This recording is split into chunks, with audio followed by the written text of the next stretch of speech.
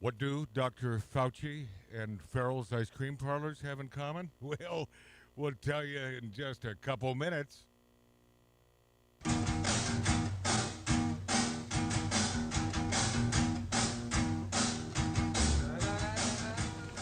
Well, hello. I'm Matt. Welcome to the good life. I do a little radio show from my backyard in the hills of Encino. I'm a lucky guy. In fact, I'd say luckier than most. I have lots of friends that I like to call stars. Hey, in fact, there's one now. You probably know Ryan Stiles, Drew Carey Show. Whose line is it anyway? Black Hawk Down? I wasn't in Black Hawk Down, Matt. That wasn't me, okay? What are you doing here? The gate was actually open. I thought I'd take a little jacuzzi-roo. I got company coming over, okay? People that matter, okay? Get up, go. Bubbles feel so good, Look, Ryan. Matt, you know what? You gotta stop doing this, okay? I can't be coming home with the wife and kids and you're in my tub, okay? Just get out. I'm not wearing nothing.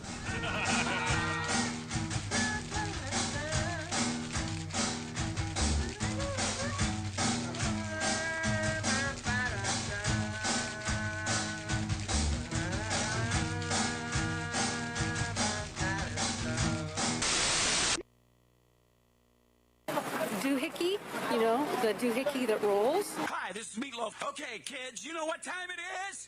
You know what time it is? It's Outlaw Radio time! The most imitated radio station in the nation. I'm through with standing in line for some fun to begin, but I found a good thing leaving me with a grin. It's time for Outlaw Radio to begin. Tell me what you want. You have the great Billy Gibbons here? Yeah. It's very cool. You just passed out. Yeah. Hey, that didn't sound too bad. Huh? And to lighten them up loud. Oh, man. We're here with Matt. Oh, yeah. At the lighten up loud. Oh, little Outlaw Radio. We're here with Matt. Yeah. And he's not fat. We got all these guys and girls in the house. Let me tell you, that's where it's at. And that's, ladies and gentlemen, Matt Allen. Pass me a gallon.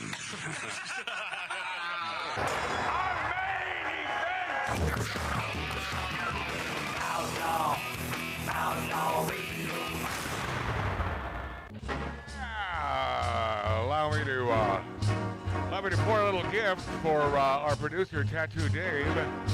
Compliments. I think I just did a little throwing up in my mouth. Beth and Tony in good old Wausau, Wisconsin. First of all, I want you to dig this. Tell me you can see this. Of course, if you're listening to us on terrestrial, you're not going to see this bottle. You see that, Dave? I do see it. This sort of blew my mind because I thought 70% or 70 proof was a biggie when it came to ready to pour old fashions. Well, Beth and Tony found 100 proof ready to pour old fashioned. That's why we love them. They are not good for our health, and it's a St. Elmo steakhouse. You know the steakhouse that your buddy Rick always talks about here at Poker? Yeah. They're in Indianapolis. So I guess I don't know if they visited, but we will visit with Beth and Tony in the second hour because they sent a little care package. And as I understand it, some spiced vodka as well. But St. Elmo Old Fashioned, which I'm going to pour for Tattoo Dave. And by the way, this is going to, warm your cockles. All right. No, this is not for the lighthearted drinker. Let me bring this over there. I feel so special. Well, I'm gonna pour one for me too, but wait to sip it with me. I will wait. Okay. All right. Pour a little of this on the rocks. Oh boy. Yeah. We have rocks. Oh, look at I think this is such a high proof for a ready-to-pour old-fashioned that it burnt the stopper because I looked at it the next day and the stopper was gone. Wow. So it's just I'm using another stopper from another bourbon bottle. All right, here we go. And cheers, sláinte, l'chaim, and all of that. Mm-hmm. Oh, you feel it, don't you? Oh, that's delicious. No, but Damn, I can taste the cherry. how heavy is that? Whoo, doggy! You better leave the bottle over here. Oh, man, Shevitz. Thank you, Beth and Tony. Thank you, Betty and Frenchie. Yeah, Betty and Frenchie will be yakking at you next hour. Love our Wisconsinites. This I found endearing and on the verge of interesting. And this will be, the number is 918, Tattoo Dave, our producer, 918. We asked AI to simulate if the U.S. had a second civil war, and AI came up with this. It was late 2026, and political conflict was coming to a head. The right was not giving any ground, and the left decided it was time to take action. We had to do something. The Republicans were using every trick in the book, mainly voting to take over our country. It was finally time for war. The left began to quickly make preparations to take the country by force. It's not easy to start a war. It involves a lot of talking on the phone, which gives many of us anxiety. An initial target was settled on, a lazy suburb that served as a symbol of the bourgeoisie and capitalism. But this small neighborhood was not caught by surprise. Doreen's son goes to one of those fruity colleges on the West Coast, and we got word from him war was coming. The invading army descended on the small neighborhood, but the attack did not go as planned. In the city, we're used to being able to burn down a target and no one does anything. I guess it's different in the suburbs, though. The suburbanites had an ace up their sleeves, firearms. One of the big issues is how we hate guns, but the right loves them. I guess none of us considered how big a disadvantage that would put us in a civil war. A single warning shot was fired, causing half the invading force to have a panic attack. The rest fled for their lives. The Second American Civil War was over. Everyone said I was crazy owning 6 AR-15s, and I guess they had a point, since we had a full civil war and I barely needed the one. The left signed a statement of unconditional surrender. The right was now fully in control of the country. As part of the surrender, we technically own California. We're seeing if it's possible to just push it off into the sea. Many of the losing combatants fled to the far north. Starvation was rampant among them from lack of access to DoorDash. Still, not everyone saw what happened as a total loss for the left. I think we won by showing we will stand up to Republicans. But haven't you been exiled to Canada? This is Gavin It's Newsom. great! I love it here! Gavin Newsom was soon eaten by a moose. And speaking of Canadians, you realize, and this just blew my mind, it was 7 years ago, exactly today, that we lost Howard Lapidus, manager to the Star. I saw Mary posted that. Do you believe that? 7 years ago? Where does the time come from? So I was going to say happy birthday. It's not his birthday. It's the day he died. So it's the opposite. Yeah, it's pretty much just the opposite. Howard Lapidus, hope you're resting and eating a lot of fatty foods, because now it ain't going to kill you, right? And three major... Okay, do I get into this now? No, because I'll probably forget. I meant to get to this last week on the show. And by the way, for you watching us on YouTube, on Rumble, on X, thank you so much for your time. Please like us. It helps the algorithms. Like us. I forgot to get to this last week. This is Hillary Clinton, and I don't know if you ran across this over the past several days, but it sort of blew my mind. Hillary Clinton is on the same page as our president, Orange Man Donald Trump, and this begins with Trump's daughter-in-law and she makes a statement, or at least she ends it, and dig this. I'm going to say something positive. Okay, about stop. So it starts with Hillary, and then Trump's daughter. I found this 2 weeks ago. Okay, it's been out for a long time. Long time. It has been. And your point. Well, it's like 3 weeks, almost a month ago came out. And your point. We shouldn't play it? No, I didn't say that. Dave, are you interested in hearing it? No, I already saw it. I think I sent it to you, so forget it. Let's just You didn't let's ever just send move it to on. me. No, I didn't get this from you. I believe you did. No, I did not. I sent it to you, Dave, but that's whatever. Who gives a crap? I know you didn't send it to me. Did you send this to me, I Marty? didn't. Marty didn't send it to me. No, I don't know. even know what you're I talking didn't about. because I have no email. Hold on, anymore. I'm going to go through my sent emails. no. Anyway, whatever. Whether you did or not, that's not where I found it. Okay. All right, we're not going to play it. Speaking of Canadians, Howard Lapidus dead. Oh, by the way, he wasn't officially Canadian, but he did move to Canada roughly around the time of the Vietnam draft. He brought some of the. He brought some of the comedians and actors over here too. You think I'm kidding? You think I'm kidding, Dave? No, I think it's funny though. Yeah, but you know, Coincidence? Of course. you know I'm not kidding, No, right? I know. Coincidence? No. All right, let's hear the Hillary thing. Ready? Okay, go ahead. I'm going to say something positive about Trump. So hold on. Okay. I've got a grip on my chair right now. Trump's 20-point plan for Gaza is actually a pathway to security for Israel, reconstruction for Gaza, and the possibility of self-determination, however defined, for the Palestinians. There are a lot of people who, reject it because Trump did it. Yeah. But it's the only game in town. There's nothing else.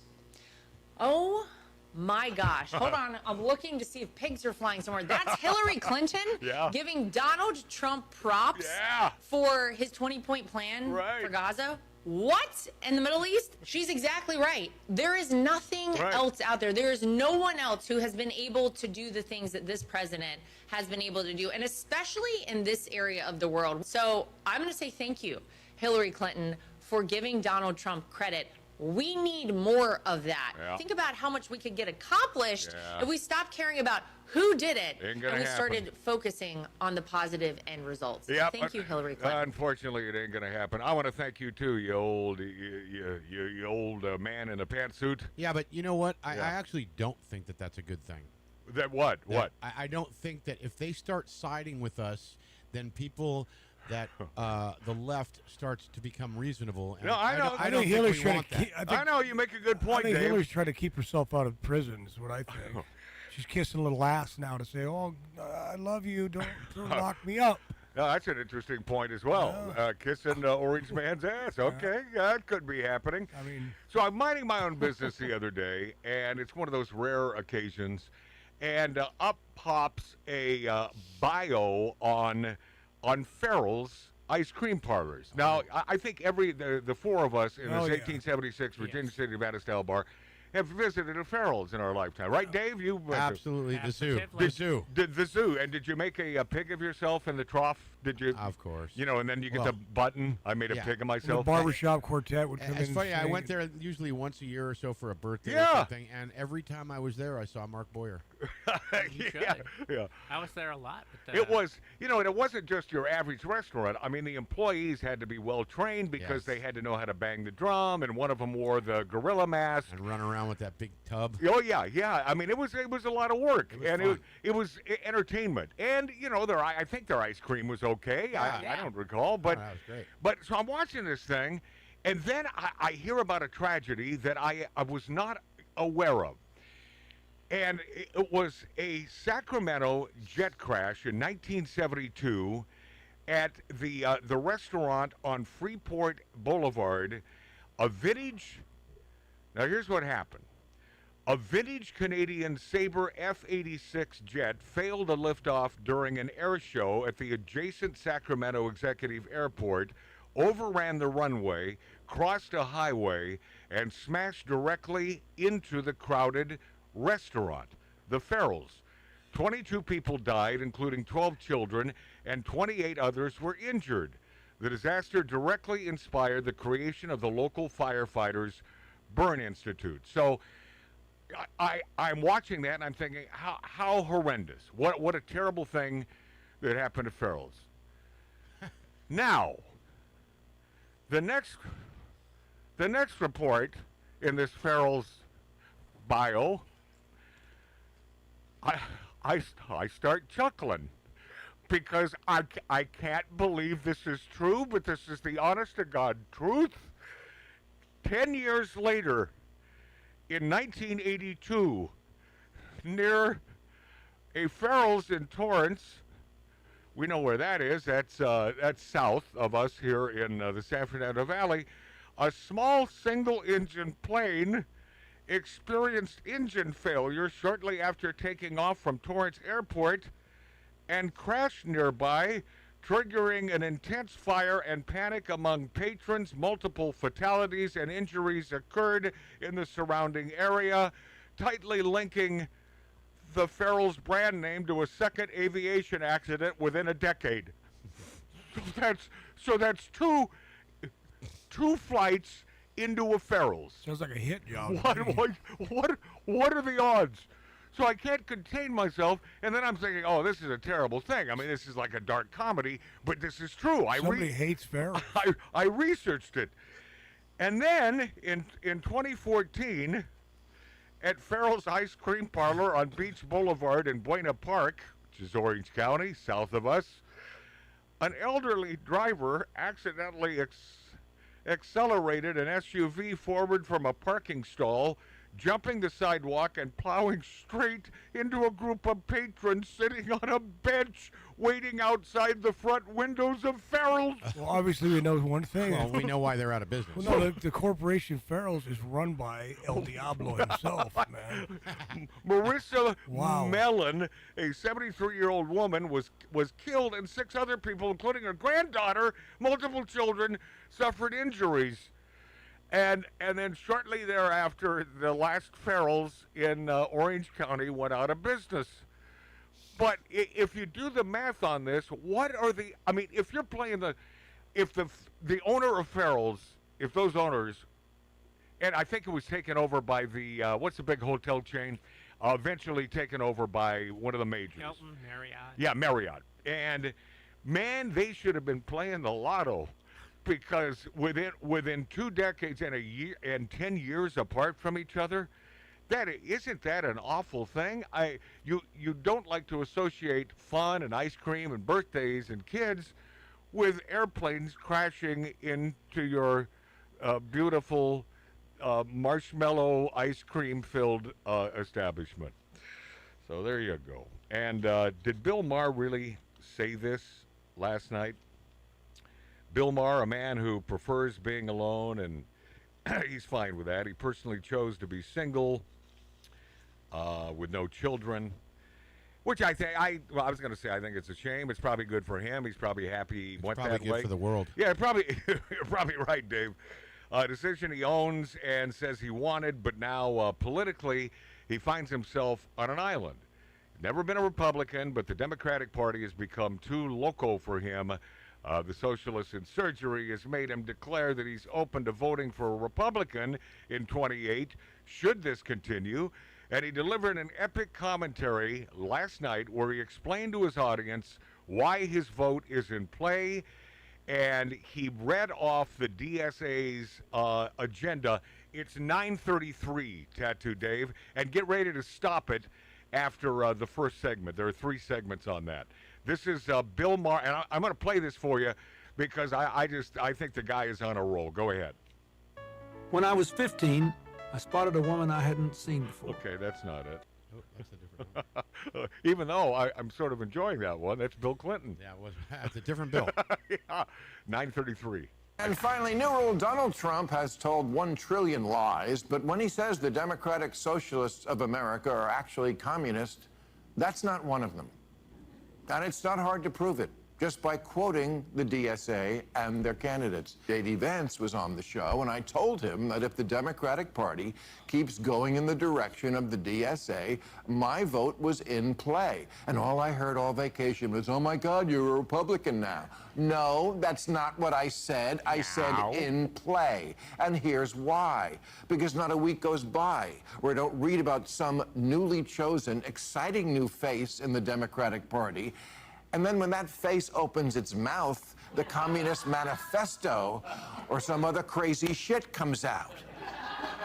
Again, let's just read the quotes. The DSA platform says you work as much as you are able and no more than needed. If that was any closer to Karl Marx's dictum from each according to his abilities to each according to his needs, they'd be sued for plagiarism. New York Mayor Mondani once tweeted Karl Marx's words exactly. They're not trying to hide it. Their most popular influencer, Hassan Piker, thinks communism is so groovy. That guy's an He anus. laments the fall of the two of the most murderous regimes in history, the Soviet Union and Chairman Mao's China. Mondani's aide, his top aide, Sia Weaver, said, if you don't believe in the government's sacred right to seize property, it's over, and impoverish the white middle class. What? That's a goal? You know you're supposed to scare people into voting for you, right? Right. One of the new soon-to-be Democratic Congresspeople, Darlisia Chevalier, supports seizing all properties from landlords and said, seize the means of production. Mondani has said the end goal is seizing the means of production. Yeah. I think they want to seize the means of production. Yeah, I think so. Hello? Yeah. Now, maybe you missed that in school or missed school altogether, but that's communism. Now the coalition within the DSA, called the Marxist Unity Group, is in ascendance, and I must take them at their word when their words include, our commitment is to the long-term struggle for a fully liberated, classless society, in a word, communism. Yeah. What do they have to do? Tweet out, elect more communists? Wait. Oh, yeah, Sia Weaver did that. Yes. Yeah. Good, I'm glad you're shocked. Yeah. People gotta realize this is going on. Yeah. Okay, pause. Now, to level things out, Bill Maher took a swipe at Trump, noting shockingly that he'd vote for Sarah Palin over this mess. Go ahead, play this. Bill Maher, my friends. Enjoy. Yeah, Carville said, I'm done. I'm not in that fucking political party. Now, Gavin Newsom disagrees. He says he's good with it because the party is a big tent. Well, you know what else you find in a tent? Clowns. It's so funny. So many liberals shit themselves every time Trump puts gold on something in the Oval Office. Right. Oh, it's historic. And the separation of powers isn't?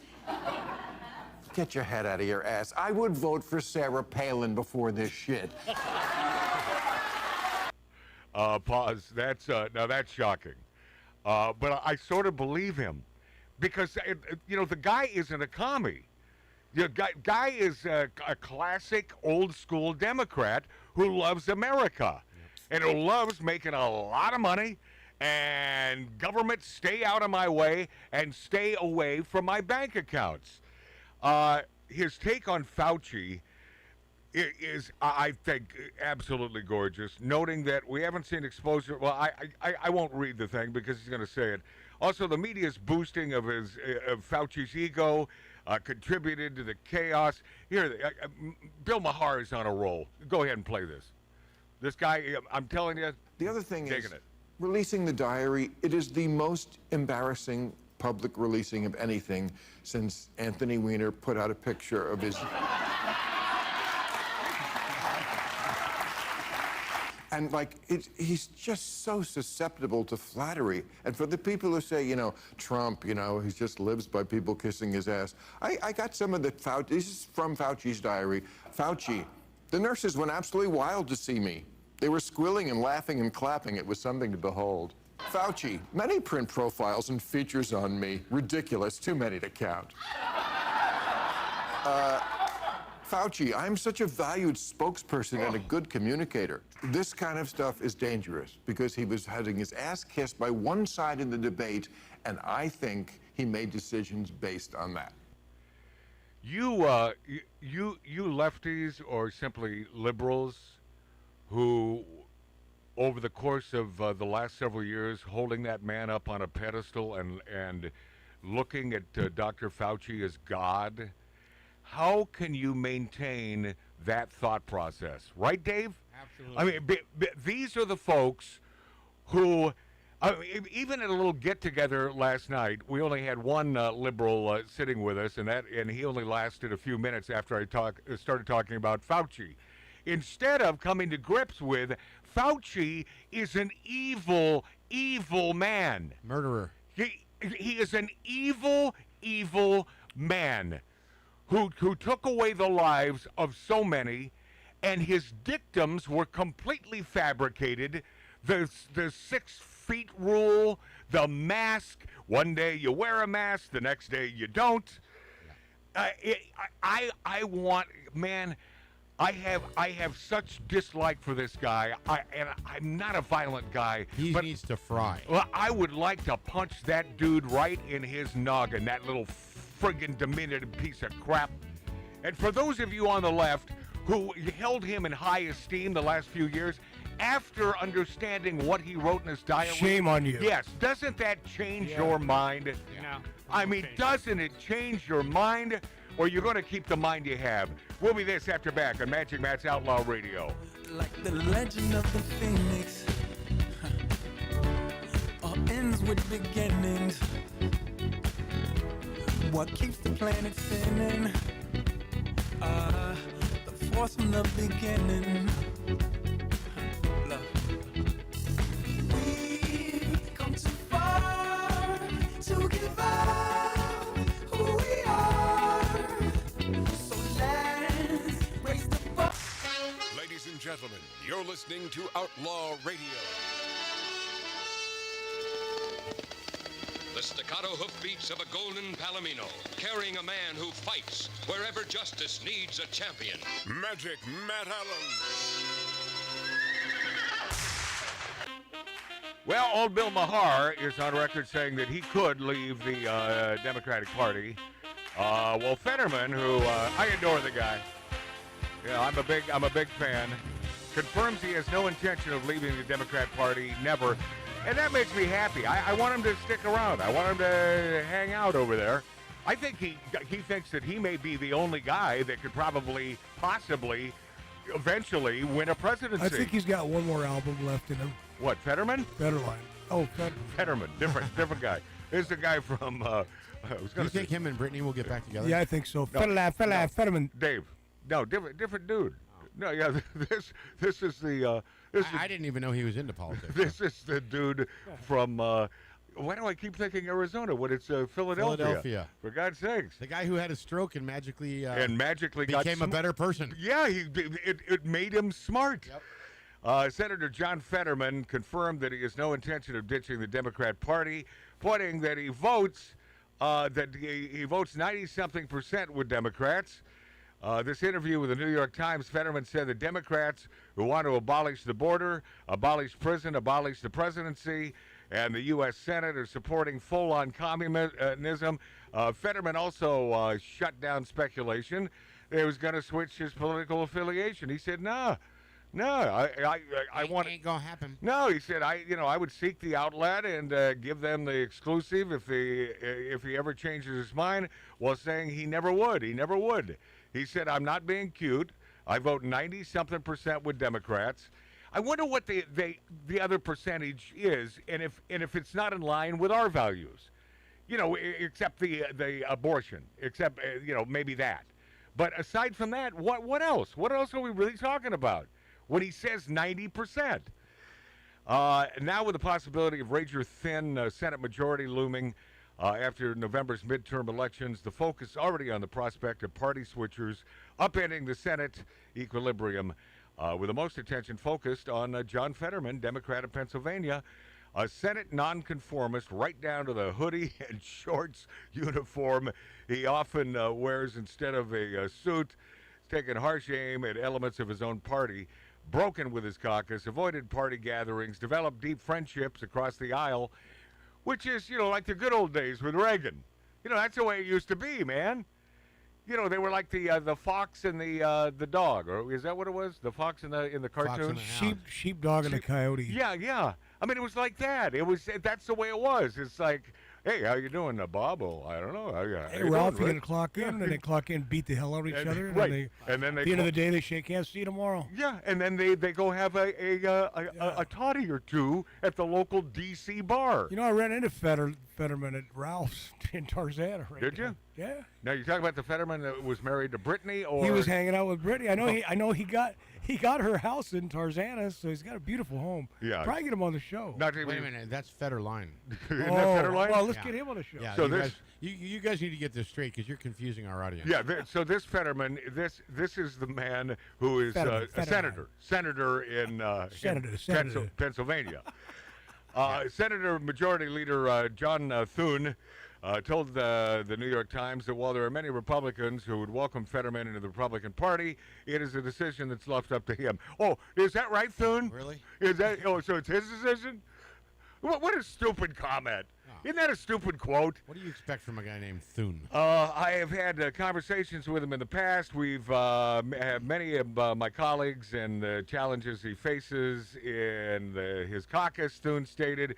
There are many of us who I think would welcome the opportunity to have him join the Republican conference, but, ultimately that's a decision that's left up to in a recent interview on NBC News, Meet the Press, Fetterman said he was not going to be a Republican.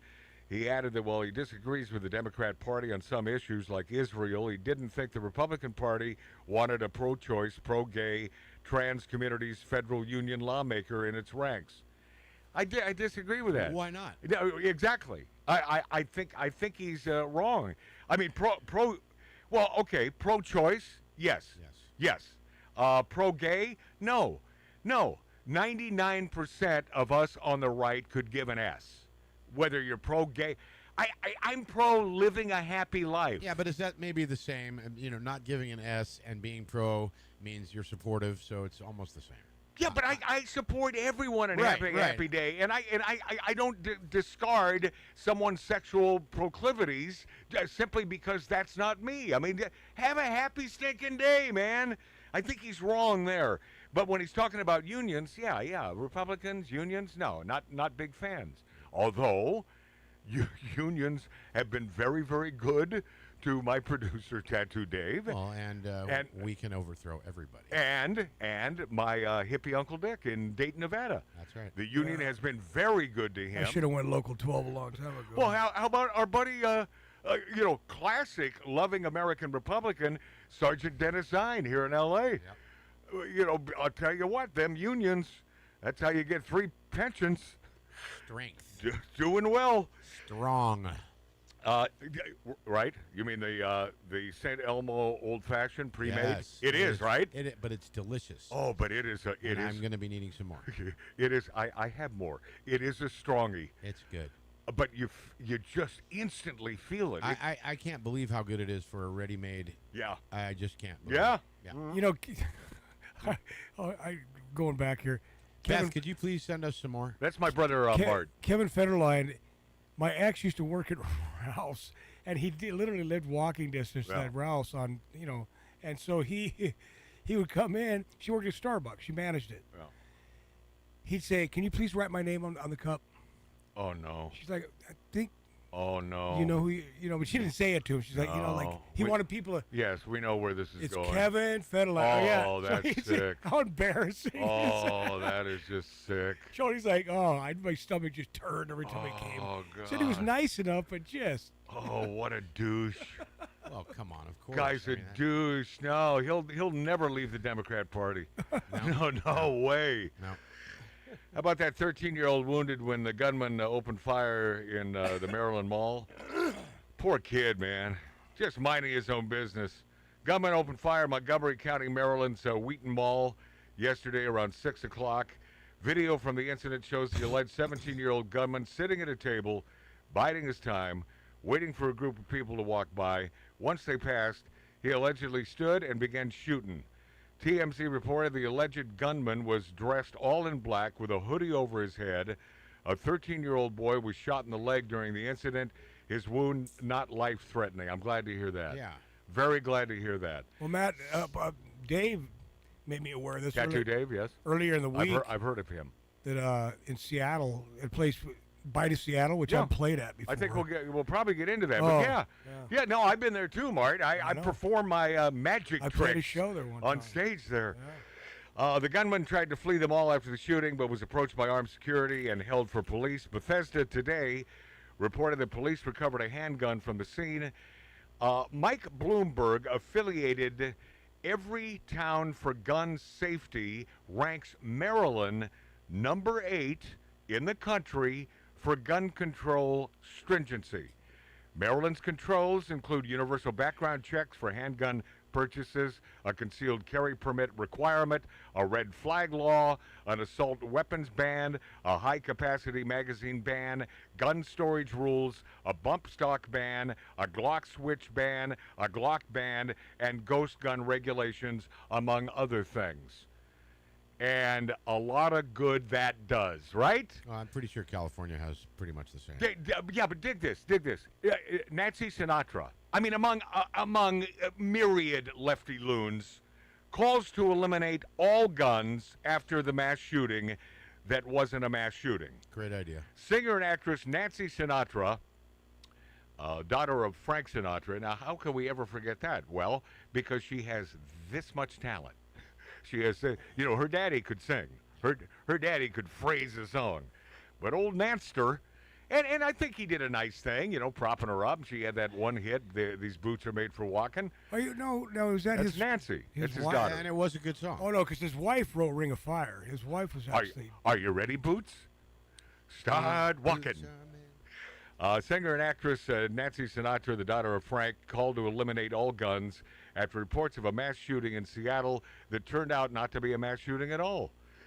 Nancy Sinatra reacted to a post by an ex-user that said, with the mass shooting at Seattle Center, it might be good to mention that Bill Clinton's assault weapons ban reduced mass shootings deaths by nearly half, but after George W. Bush and Republicans let it expire, mass shooting deaths more than doubled because it's the effing guns.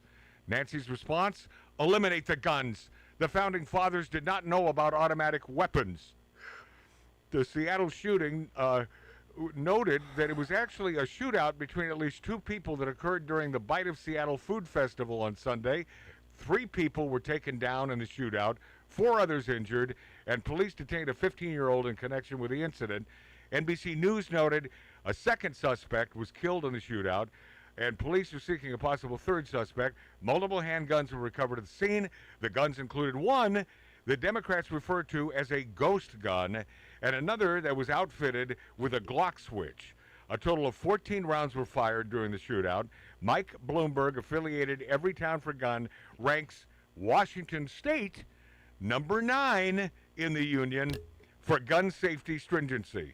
Some of Washington's gun controls, including assault weapons ban, a ban on Glock switches, ban on bump stocks, a red flag law. No such thing as an assault weapon, but go ahead. No, of course. Of course. Every weapon is an assault weapon. Screwdriver. A baseball bat, a screwdriver, a hammer. This microphone right here. Yep. And if Mark falls asleep again during the show, I may have to use this on him, and it will be officially an assault weapon. Yes. By the way, seconds ago, that little clanking you heard, that was Mark falling asleep and hitting his head on the mic. The fact that I even have to mention that, I think it's a dirty, rotten shame. They should all just know by now. There's a few By the way, none of Washington's gun control, any of those controls prevented the shootout. None of them. A few things that bother me: assault, when they say assault weapons, and that's stupid. And then automatic. Every firearm I have that's legal, I only have legal ones. God, I made that sound like I had illegal ones. I don't. But are semi-automatic. Automatic weapons in pedestrians' hands are illegal, I think, everywhere. Which is also the way to describe a bird that is sick. If guns kill people, then I guess pencils misspell words. Yeah, Cars drive drunk. Yes. And spoons make people fat. That's true. And forks. And forks. Utensils in general. And speaking of utensils, Cracker Barrel chief executive finally steps down a year after the rebrand chaos. That idiot stick, the chief executive, is quitting a year after. Julie Masino, remember when she was all the rage in the headlines a year ago? She will leave in August, and boy, this is August 1st, so bye-bye. Don't let that Cracker Barrel barrel hit you on the way out.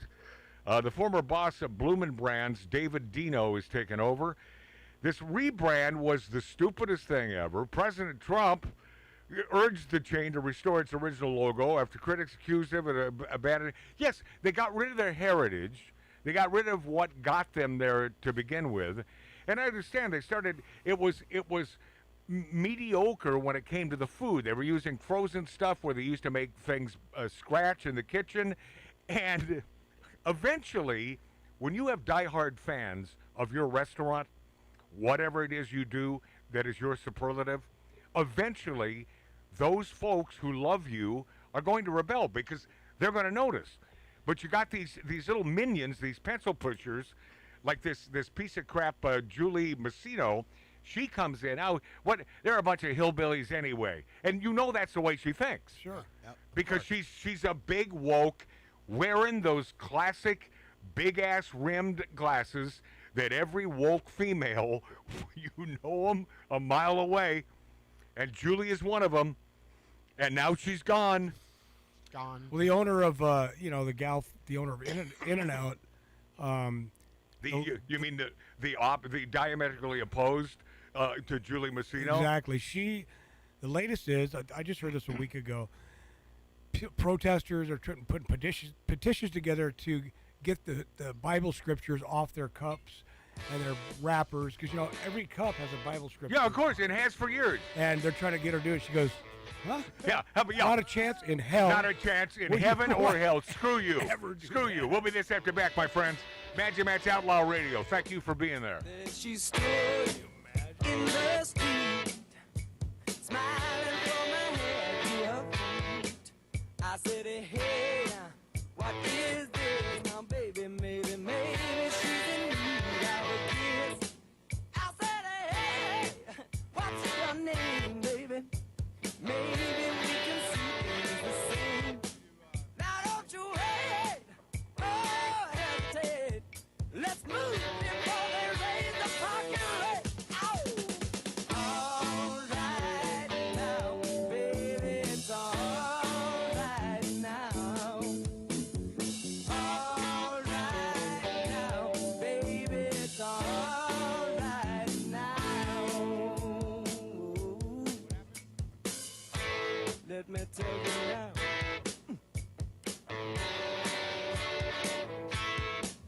I took her home to my place, watching every move on her face. She said, look, what's your game, baby? Are you trying to put me in shame? I said, slow, don't go so fast. Don't you think that love can last? She said, love, Lord above. Now you're gonna trick me in love.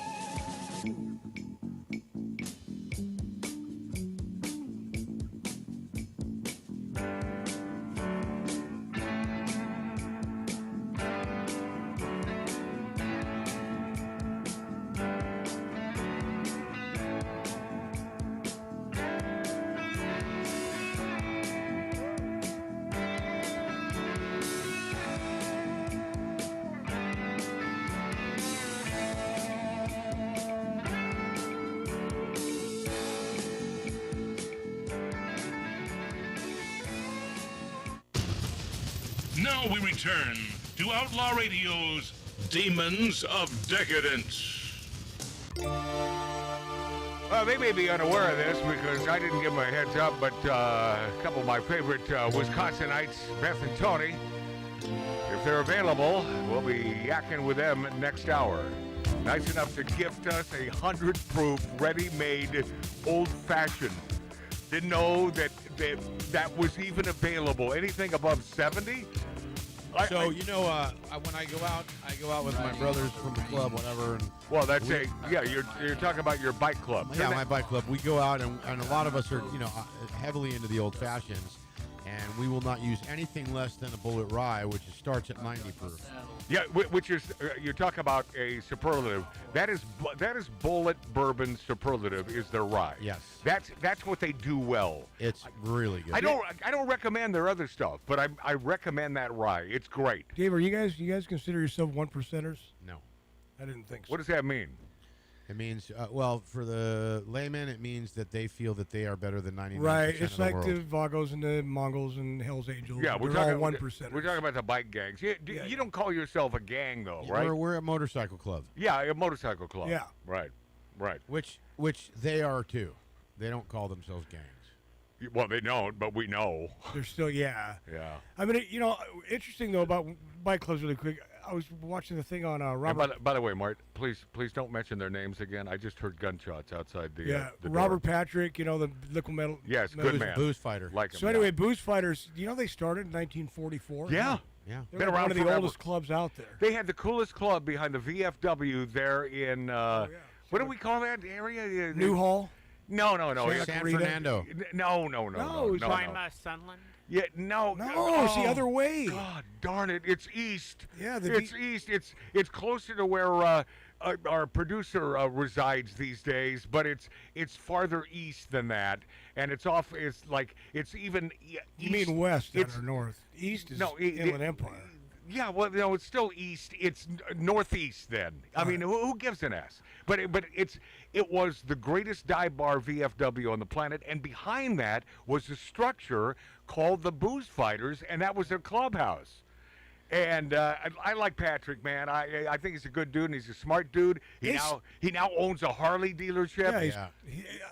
Yeah, he's a good man. But those guys, Dave, correct me if I'm wrong, but I don't think they consider themselves like a 1% or a gang, do they? Yeah, they do. Oh, they do. Oh, I'm wrong. Yeah, but what's the difference? Why would someone consider themselves a 1%? Because it makes them tough. They No, think it does. like I tried to say. Yeah, explain it. Explain it. 1%ers consider themselves better than 99% of the world's motorcycle enthusiasts. So they expect to be respected and feared. Okay. And love all you guys. Bowed down to, and that kind of thing. Well, they're just a bunch of bullies. But hold on a second, Dave. So the Booze Fighters, did they earn some of that respect or no? Yes. Yeah. Yes. Throughout the years, they've been around so long. All right. Is it because of longevity? Maybe. I mean, but what's the most famous bikers? Hell's Angels. Yeah. So they've been around a long time. There was a club before them. I think it was the Chosen Few. I don't remember what it was. I'd have to look at my history, but there was a club that the Hells Angels stemmed from. And they were worse. Well, I know. I can't remember the name. Unless I'm wrong and my facts are wrong on this, I have always read that Hells Angels also did a lot of good stuff for charities. Listen, I know a lot. Am I right? There's a bunch of good. Yes. Yeah. Yes, they do constant toy runs and Christmas Right, stuff. that's and, what I thought. Yeah. Yeah. And I respect that, man. I just had one problem because I was in a place called the Cat House in Hollywood. It used to be a private Ricky club. Rackman. Well, my buddy Gus Mulvick, take me down and Make it quick. We got to go to break. Oh, here. but so my drummer showed up with a jacket on, and our name was Slaughterhouse 5. Well, he had Slaughterhouse 5, the exact print that the Hells Angels and colors and everything. Oh no! One of the angels comes in. Oh, Because hey, my brothers are coming here. Yeah. I'm gonna be cool. Yeah. Go put the jacket in the car. Yeah. That's smart. I And get it. So he did. Yeah. Yeah, you, but you have to, or they will take it. And P.S. Even though that's illegal, I get it. I do understand it. And that's a cool biker that told this dude. Yeah, he goes, thank you, man. It's like, I'm trying to save your life here, man. Yeah. Next hour, Kamala Harris ignores Joe Biden and names FDR, JFK, and LBJ as the most effective presidents, but somehow doesn't mention her dude. We'll be this after back, my friends. We're talking to Wisconsinites next on Outlaw Radio. Wanna buy a new car, but the price ain't right. Ain't that cold? Be a downside cheaper, just a good. Start riding a bike. Listen, they're making milk out of powder. Yeah, they are. Got the babies crying. Poor baby, they know what that stuff is. Rent's gone up higher. Yes, it is. Got the parents lying. Lord, it's a real motherfucker, yeah. Make you wanna run for cover, yes it will. And if you look, you will discover, yeah. Lord, it's a real motherfucker.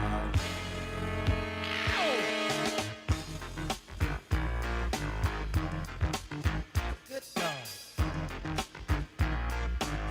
Listen, got to go to a disco. Throw your troubles away. Dance to the music, yeah, that the DJ plays. Well, all right. And then the lights come on, yeah, like you knew they would. That cold. Gone home and face the music. That don't sound too good. Ain't that cold? Listen. Lord, it's a real motherfucker. It'll make you wanna run for cover, yeah. And if you look, you will discover, yeah. Lord, it's a real motherfucker, yeah. Oh.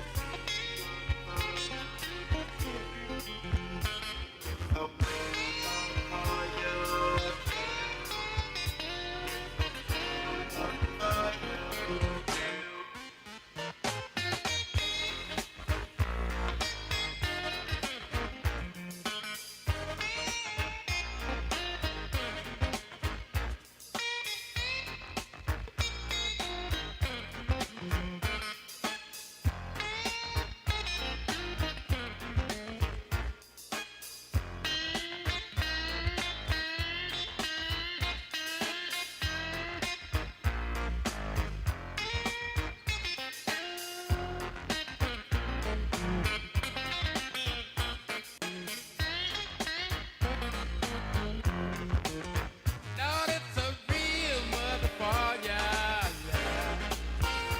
Make you wanna run for cover, yes it will. And if you look, you will discover, yeah. Lord, it's a real motherfucker. Say it's a real motherfucker. Oh, get out of here! Too cold.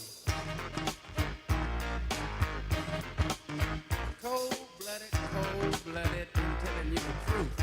Let me stop here at this gas station. Give me 3 gallons of low lead. I'm full of nothing else. I better stop and give me 2 hot dogs and a strawberry soda. It's a real motherfucker. Yeah. Lord, it's a real motherfucker.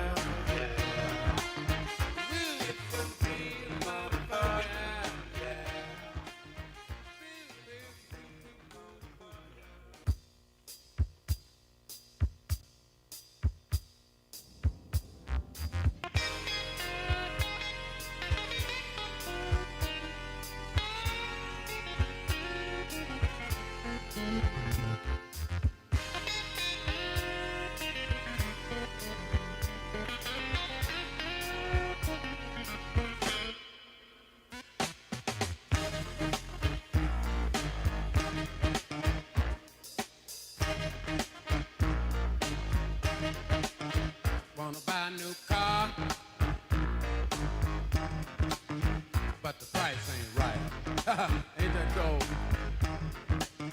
Be a downside cheaper. Yes, it would. Start riding the bike. Listen, they're making milk out of powder. Yeah, they are.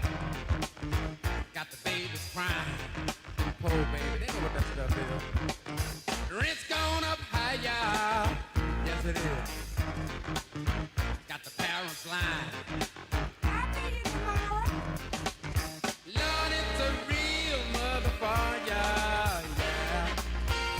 Make you wanna run for cover, yes it will. And if you look, you will discover, yeah. Lord, it's a real motherfucker.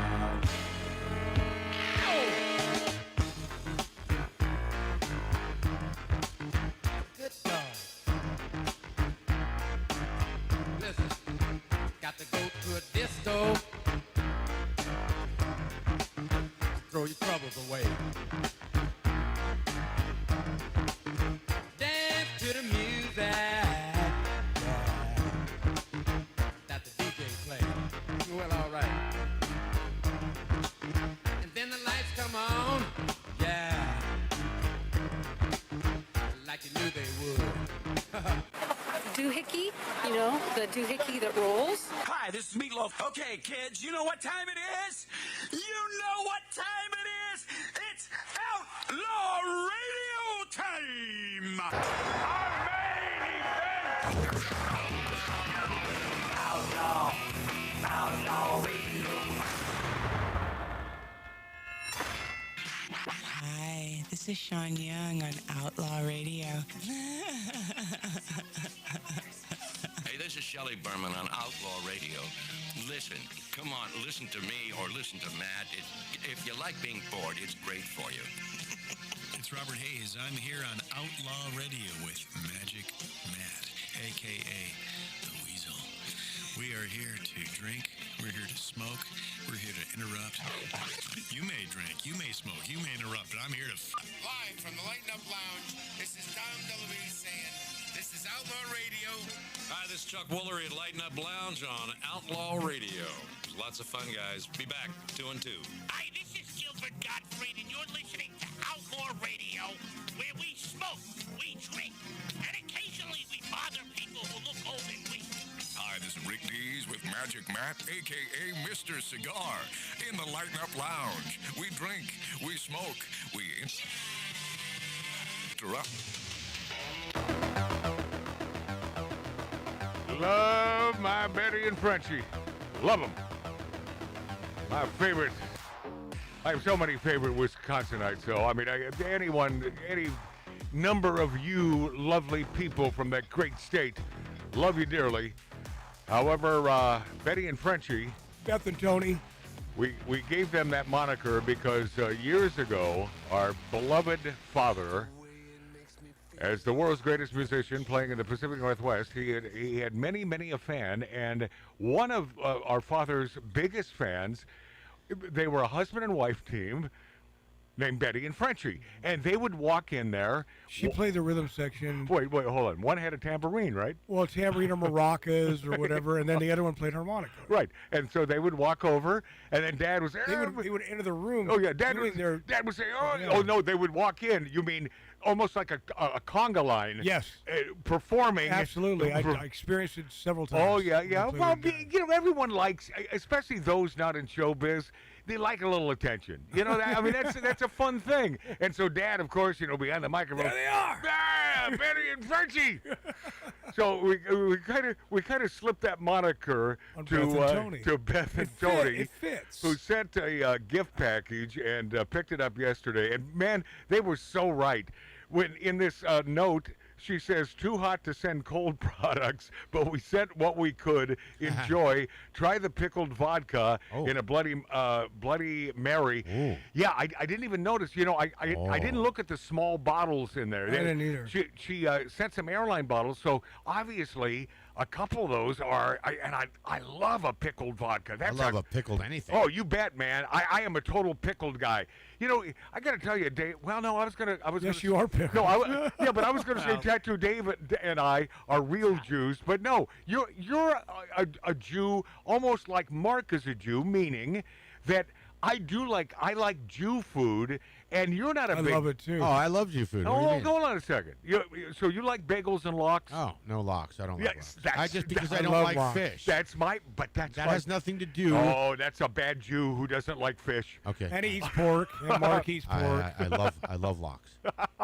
You do not love lox. Love it. See, I love lox. I don't like fish. It has nothing to do with the history of where it came from. How can you not like fish? How do you not love a fish? I don't like fish. What is it about fish? I don't drink water either. Yeah, but because fish have sex in it. That's true. And you know, Mark C.G. Boyer, he's the same way, man. He doesn't eat any what he calls a weird Jew food. He just Ooh, shrimp. Actually, you know what? I sit corrected. Yeah. I do like gefilte fish. Oh, me too. I do. Me I like too. that.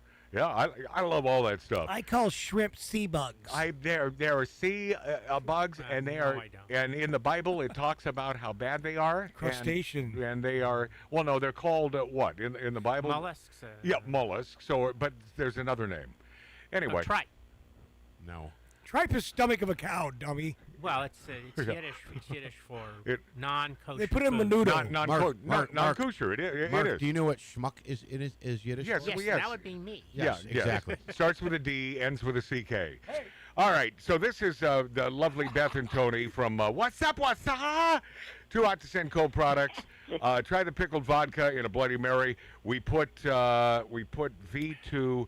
We put a bottle in after our regular vodka. Half a bottle in after our regular vodka. Really gives it a good zip. Yeah. I love that. Beth and Tony ain't messing around. No. Thanks for mentioning Wasa. We know that you're thinking of us. Always thinking of you two. Always. Tony and Beth, champagne.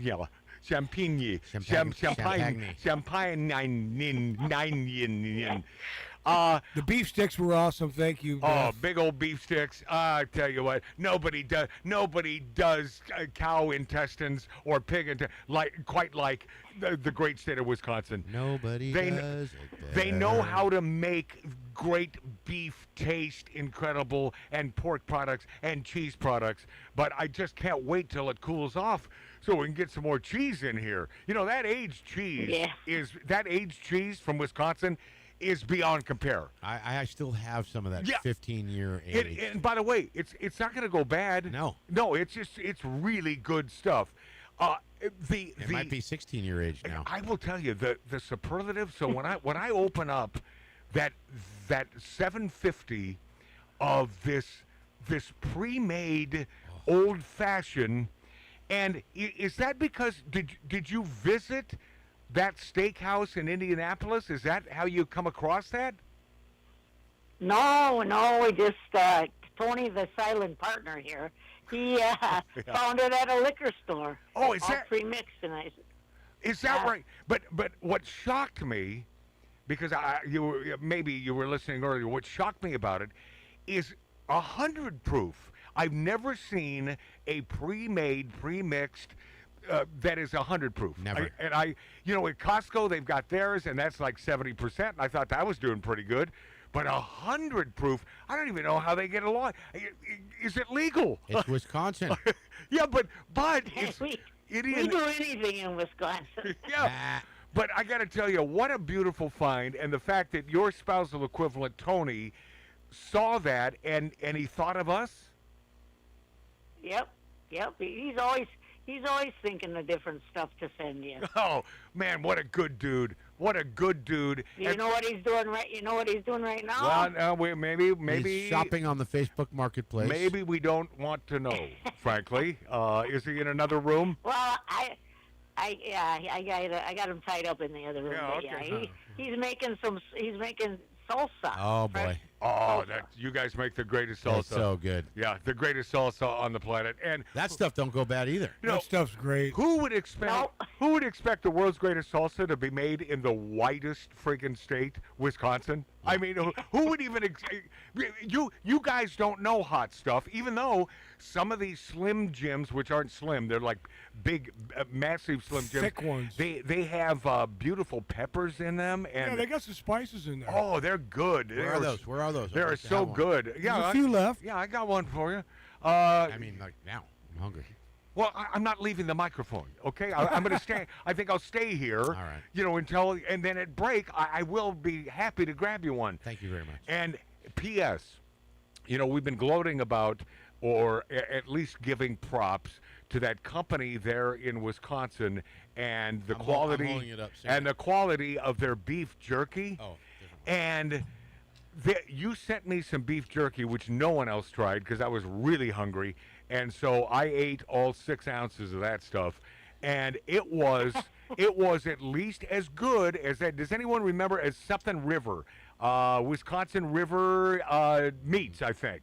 And this is a company there that makes, now I got to tell you, at least equal to the quality of beef jerky. Was it the guy Big John or? Yeah, it was Big John from that other company. I can't remember but the name. I think this is Maple Meats, right, Beth? Yes, Maplewood Meats. So, do you know the owners? Do you have a sort of an in there? Do you know those folks? No, we just go in there and take a number, and when they call number 69, we go. If they knew, that's like you're going to a butcher for jerky. That's crazy. if they knew, 69's a good number, if Beth. they knew at that company who, Thanks for noticing that, Marty. if they knew who you were and your ties to public relations and the media, my God. I don't think you'd ever have to pay again, right, Dave? I mean, absolutely. I was going to say, and we would be flooded with boxes of. And beef jerky, even 6 ounces is a lot. I mean, it's just so beautiful. I wish I would have got to try that. No, I'm certain. Oh, I guarantee you. He's about to say, I'm certain you wish. I guarantee you would have loved this. This was absolutely gorgeous. Hey, Matt, I got to ask you a question real quick while Beth's on the phone Yes. about this old fashioned. Do you taste the citrus and the cherry when you sip this? I taste everything. I got to tell you, Dave, I taste everything I taste in a quality old-fashioned, but a little bit better for those of us who like a high proof, because many of the restaurants where you order this, let's not even talk about Vegas. Why did I bring it up? Where you'll pay $30 for what, right? You'll pay $30, or Hollywood. And one of the clubs in Hollywood, you'll easily pay $22 to $24. We're paying $18 when we do our stops out here. No, and by the way, Dave, that's insanity. That's insanity. But what I was going to say was, there's a point here that you taste the bourbon in this. Yes. And in those where you're overpaying, it's like, could I have some bourbon in here as well? Right. But I also do. I get the citrus, and I get that little bit of cherry. And the bitters. Well, the reason I asked you that was because I happen to be here with the bottle, and on the back of it are little instructions. Pour over a large ice cube. All right. Add a slice of orange and a cherry. Oh. And I'm thinking to myself, that's not necessary. No, it's not. It's not. But when I cranked that thing open 2 days ago, it arrived. When I cranked that thing open, and I said, "Well, this is good timing." Geez, I've seen Mark C.G. Boyer way too many times this week. One event after another. And whatever that event was, I said, well, this would be a good time to try Beth and Tony's pre-made old-fashioned. So I went in, and if I would have thought about it, Dave, I have some of those cherries. Those really... the $30 cherries? Yeah, the high-caliber cherries. And it is good. It is good in this. They are good. But it sort of does make it a little bit better, but you don't need it. Definitely not. And it's gorgeous. Love this so much. Were you aware that St. Elmo's, Beth, are you aware that is a high-caliber steakhouse in Indianapolis? I had no idea it was. Well, not at all. Because at first blush, I'm thinking, so you two took a little trip to Indianapolis. I mean, it ain't that far. How many miles would you say it is to Indianapolis? Nothing, right? I mean, really. Oh. A day trip. Geez, yeah. Right? And yeah. So yep. day trips. So now, do you and your beautiful hubby, do you on occasion take day trips? Yes, we do. They take week trips. Then if you take a day trip, that may be, and I know that you like meats, and I understand that is because we've heard ad nauseum on poker night from Rick, who was came over the same time that the great Tattoo Dave, our producer, showed up. And any time St. Elmo's is mentioned, he will do a 10-minute dissertation on how good that place is. And you just see the glee in his eyes and the smile in his face that none of us have ever tried it. Do you remember what I asked you? Isn't that funny? Yeah, yeah. And by the way, I was here way before he was. Oh, okay. Do you remember what I asked you when you showed me the bottle? No. Mark C.G. Blair, when he saw that, and then I said, oh, my God, that's St. Elmo's, that's a steakhouse. Mark said, please don't mention that to Rick, because he will go off on how great the steakhouse is. And yes, that is sort of on a bucket list. I want to try a steak there.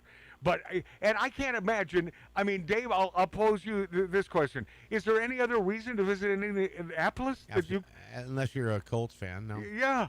How about you, Beth and Tony? Any other reason than to have a big ass steak? Beth, do you think that you could vacuum seal? And it's probably worth the ride. Okay, good, because that's our next question. We're going to need you to go and get us some ribeyes. Oh, no. But hey, but Beth, Tony, you have enough, as they call them, and they still call them, supper clubs in Wisconsin, a thing of the past in the majority of other parts of the United States of America, but still a prominent fixture in Wisconsin, where you get some live entertainment, that the low lights, and you have a great time eating great food. If you had to select one great supper club in your neck of the woods, could you name it? I mean, could you come up with a place for me? Sure, I would say Pinewood Supper Club. Yeah, and is it dimly lit, or because most of them are? There are some that are lit way. I'm not a big fan of a lot of light. Yeah, that place is dimly lit. That's a really nice atmosphere, and it's looking out over a half moon lake. Oh, so beautiful! It's gorgeous. Oh, that is beautiful. Is that, and that's close to what's that? That's close to Wausau.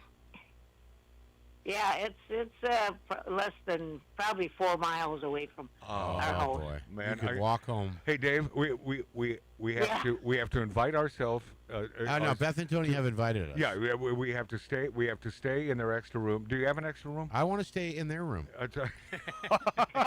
Okay, Tattoo Dave. Only if we're in here too. I'm coming. All right, Tattoo Dave and you two in the same bed in your room. And nothing, no hanky-panky. No, I'll be in the middle. No, but still, no hanky-panky. And keep me and Tony away from each other. I've seen you two together on many cruises. No, these two are the greatest. And the last time you were in Vegas was the last time you were in Vegas that we spoke of? Yes, you said to let you know when we come again, and you bet it's your ass. on the docket sometime soon. You bet your ass. We will meet you. Yes, when you are that close to us, I'm telling you, we're heading to Vegas. I am going. Give me at least a couple weeks. I will be there. Yeah, I am committing to doing that. Because I love these people. Yes. I love Wisconsinites. I mean, we really should move the entire show to Wisconsin.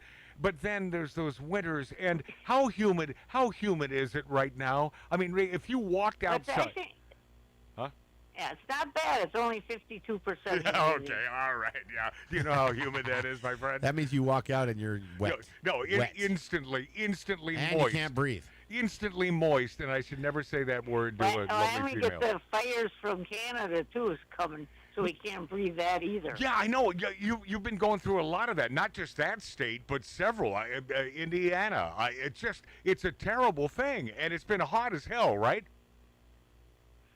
It has, but as Tattoo Dave knows, because I usually keep in contact with him, we just came back from an Alaskan cruise, so we weren't here for the hot stuff. Yeah, they got away. Yeah, you know why? Because they're smart. I was alluding to that. So how is politics in your state these days? How are things shaping up? Oh boy, I don't. You know. You opened It's up like a book. up north, up here, everybody's Republican or conservative, and you get down to Madison and Milwaukee, that's the big city, and they're all liberal. Isn't that well, it's not a noggin scratcher. It's just stupidity. That all the big cities. It's par for the course. No, but here in California, same damn thing, man. You get east, you get east of the Pacific Ocean, and all of a sudden it gets more conservative and more conservative. I mean, on the Santa Ana Freeway, as you're traveling that entire way, well, the entire trip to first Oregon and then Washington, that thing is all conservative. Yeah. I mean, you go through every conservative town. But it just blows my mind. What is it about the ocean water? It's the coast. That's what it does. It makes people stupid. Salt messes with your mind. It makes people. Hey Beth, I want to go back when you said that's my brother Mart. She knows Marty. She knows who. Yeah, but the audience doesn't, Mart. Okay. Anyway. Okay, man. That's why I said that. Okay. But you're the one slowing the show down. I want to be the baby Pee-wee. Anyway, so I was going to go back to Alaska. I've never been in it. We would like you to go back to Alaska now. One of my things I always wanted to do. Fish in Alaska, go there, see it. Was that your first time there? Yes, yep. It was somewhere. I could have went earlier in my life with my parents. They wanted us to go with them, and they went. And I said, I don't want to go somewhere cold. And I like warm weather. But you realize though, it was something that I had to see on my bucket list. Yeah. It was worth it. Did you guys do any excursions off the boat? We did in Juneau. We went on one excursion, and it was to a suspension bridge, Yukon River. Yeah, I've seen that. Yes, that's really cool. How about any? Did you enjoy any fresh salmon product? Any fresh fish? Lox. Oh, yeah. On that excursion, we had a salmon bake afterwards in Lyersville, Alaska. How good was it? I mean, scale of 1 to 10? How good was that fish? It was. I give it a 9 because it was a little overdone. But there's a whole busload coming. Yeah, if you overcook salmon, you have ruined it. Yes. As our father used to say, it becomes more fishy. You have ruined it. Ruined. Yeah, you have ruined it. Well, I love you, and I love Tony. Obviously, he stays away from the phone. Put him on the phone, because the broad grabs the phone, and she won't let. But it's much like my dad and mom. They were the same way. Dad would stay off the phone, and mom would be the yacker. Why? Because she's a female. That's what females do, right, That's Beth? Right. You like to yak. That's right. We got a lot of words in a day to get through. It's so true. I love you, Beth. It's so true. Yeah, well, we're you all too. Hey, Beth, take the handkerchief off of Tony's mouth and let him say hi. I just want to hear him. Love Tony. I love Tony. Come on in here, Tony. Oh boy. Okay. Come on, we still got a couple Let's minutes. Put your pants back on and get over here to the phone, for God's sakes. Oh God darn it! Do you have a mirror on here? No. Yeah, well, Oh, because I thought maybe you could see us both. Yeah, we have tapped into your phone. Yeah. It is a nice idea to say thank you to. That's what I wanted to do. To old Tonester personally for finding this concoction. Yeah, thanks for thinking of us. 100 proof friggin' bourbon laced, gorgeous old fashioned pre-made. Are you there, Tone? No, he didn't. Okay. He didn't come when I called him. All right. Hang on, one more second. That's it. No, we don't. We just don't have that sort of time. In a minute, Kamala Harris ignores Joe Biden and names FDR, JFK, and LBJ as the most effective presidents when right in front of her eyes, right in front of her noggin, of course, the man that she ran with and happened to be his vice president and didn't mention Biden. Is that not incredibly... That is par for the course. Absolutely. And James Carville says Trump is a washed-up fat old man. And that's coming from James Carville. Who's a washed-up bald who's a thin, washed-up piece of crap Democrat. Are you there, Tone? No, they're gone. Okay. Well, love them. you can't help but love them. Tony and Beth from What's Up, What's I gotta get over there. I mentioned this before. It's not an easy flight because you have to go like 3 different flights. It would almost be easier to drive. At least it's a straight shot. But it's like, well, you got to say, there's a layover here, layover there, and then you're there the next day. It's like, where are we going? Timbuktu? Perhaps Wausau, a.k.a. Timbuktu. But, man, do they have some great dive bars all over Wisconsin. The greatest. And those supper clubs. I saw an entire, it was a pictorial of the greatest supper clubs. And you see these big-ass ribeyes and this beautiful prime rib and these darkened areas.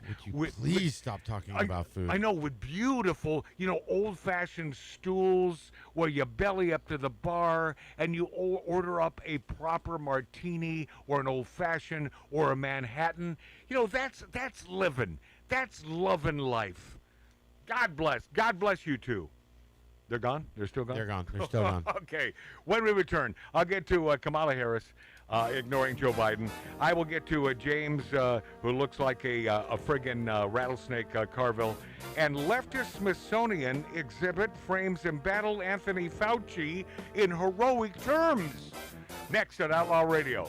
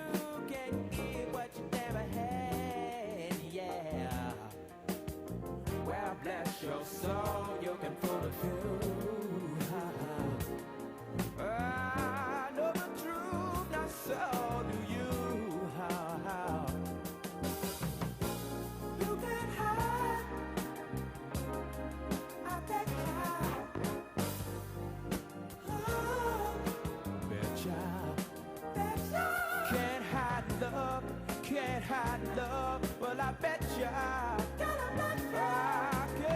hide, yeah.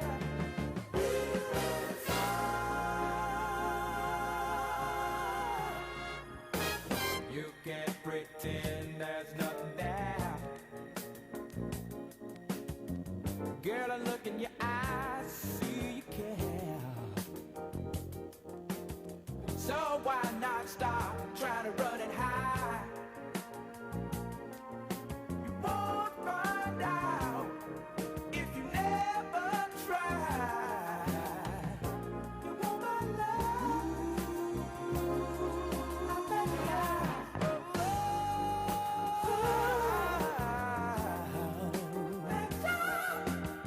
you want my love? Well, I bet you. Oh,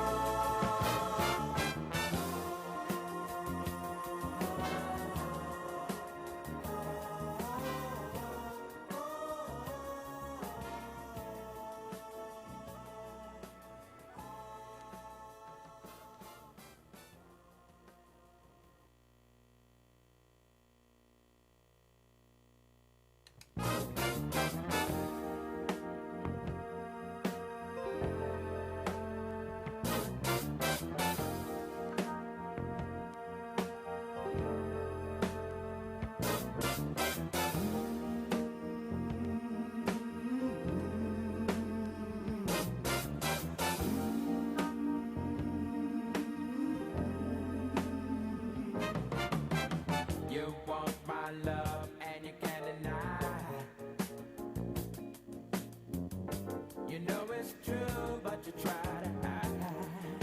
Yeah, you turn down love like it's really bad. Ow, you can get what you never had. Yeah, well bless your soul, you can fool a few. I know the truth, not so do you. How? You can hide. I bet you. Oh, betcha. Can't hide love, can't hide love. Well, I bet you. I can't hide, yeah.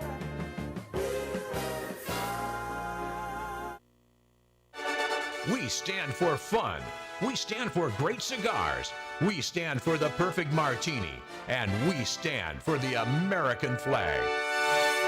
We are Outlaw Radio with Magic Matt Allen.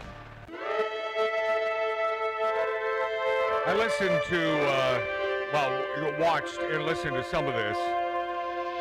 Kamala Harris during the National Urban League Conference in Nashville. So you don't have to.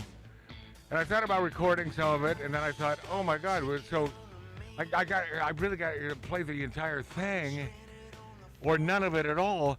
She babbles on like she always did. Word salad. She is the queen of all babbler, and of course the dude there who's the host of this thing, glad-handing her like she is the greatest of all time. It's a dirty rotten shame that she's not our president. It's my honor to be in your presence. Oh, my God, yes. Former Vice President Kamala Harris failed to mention her ex-boss when asked who she thought were America's most effective presidents. I mean, you talk about a smear. I don't think Biden ever liked her. You know, Biden is a dumb bolt. You know, he's a dirty, evil bastard. He too, is, so and he's a dumbass. But compared to Kamala, I would have to give sainthood, a little edge IQ point-wise to Biden over Kamala Harris. That's saying a lot. It is. Harris's comments came during an appearance at the National Urban League Conference in Nashville. This just happened yesterday. And the president, Mark, what's his name here? Mark Morial. Oh, this guy. Oh, God. Oh, God. Please. Oh, Kamala, you're the best of all. Let me grovel at you. Let me kiss your toes. He's the one asking her the question. Oh, no, who's this? Poor hubby. Poor hubby. Oh.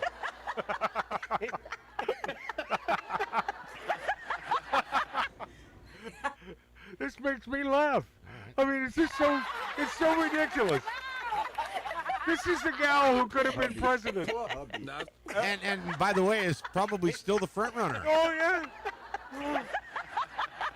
She's a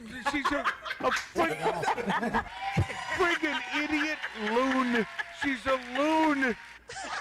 So anyway, this dude asked Kamala, in your view, rank the top 3 most effective presidents in American history. Oh, Mark. Oh, Mark, don't make me do that.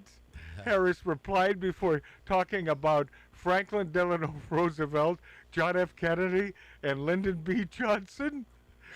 Harris also mentioned former President Barack Obama. And of course, Barack Obama and what he did with the Affordable Care Act. Yes, he screwed us. He screwed us. He screwed the... If you like your doctor, you can't keep your doctor, but I'm not saying that to you right now. Here's what I'm thinking. Here's what I know. I know you can't keep your doctor, but because I want you to be on board with this Affordable Care Act, so I want you to think that you can keep your doctor. Well, no, that's not the way it worked. Among many things, but in particular, if we had one issue that has been ailing America for generations, which is the healthcare system that has failed anyone other than the rich, and addressing that in the way that he did and took a lot of heat for it, yes, because it made the insurance companies extra filthy rich. Yep. Yep. And you're telling me, Kamala Harris, that Barack Obama wasn't in bed with the insurance agencies? Please. And I think the first part of this issue that should be articulated is AI is kind of a fancy thing. It's, first of all, it's 2 letters. It means artificial intelligence. But ultimately what it is it's about machine learning. And so the machine is taught. And part of the issue here is what information is going into the machine that will then determine, and we can predict then, if we think about what information is going in, what then will be produced in terms of decisions and opinions that may be made through that process.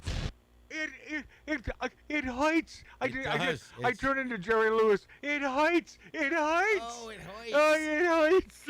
It heights. That was my line in West Side Story when I was a kid. This is the gal. I don't know if you can call her that. That when asked who the most effective presidents in history are, she says Franklin Delano Roosevelt, John F. Kennedy, Lyndon B. Johnson, and also mentioned former President Barack Obama, but forgot about the man that she was standing alongside or sitting. Ran with.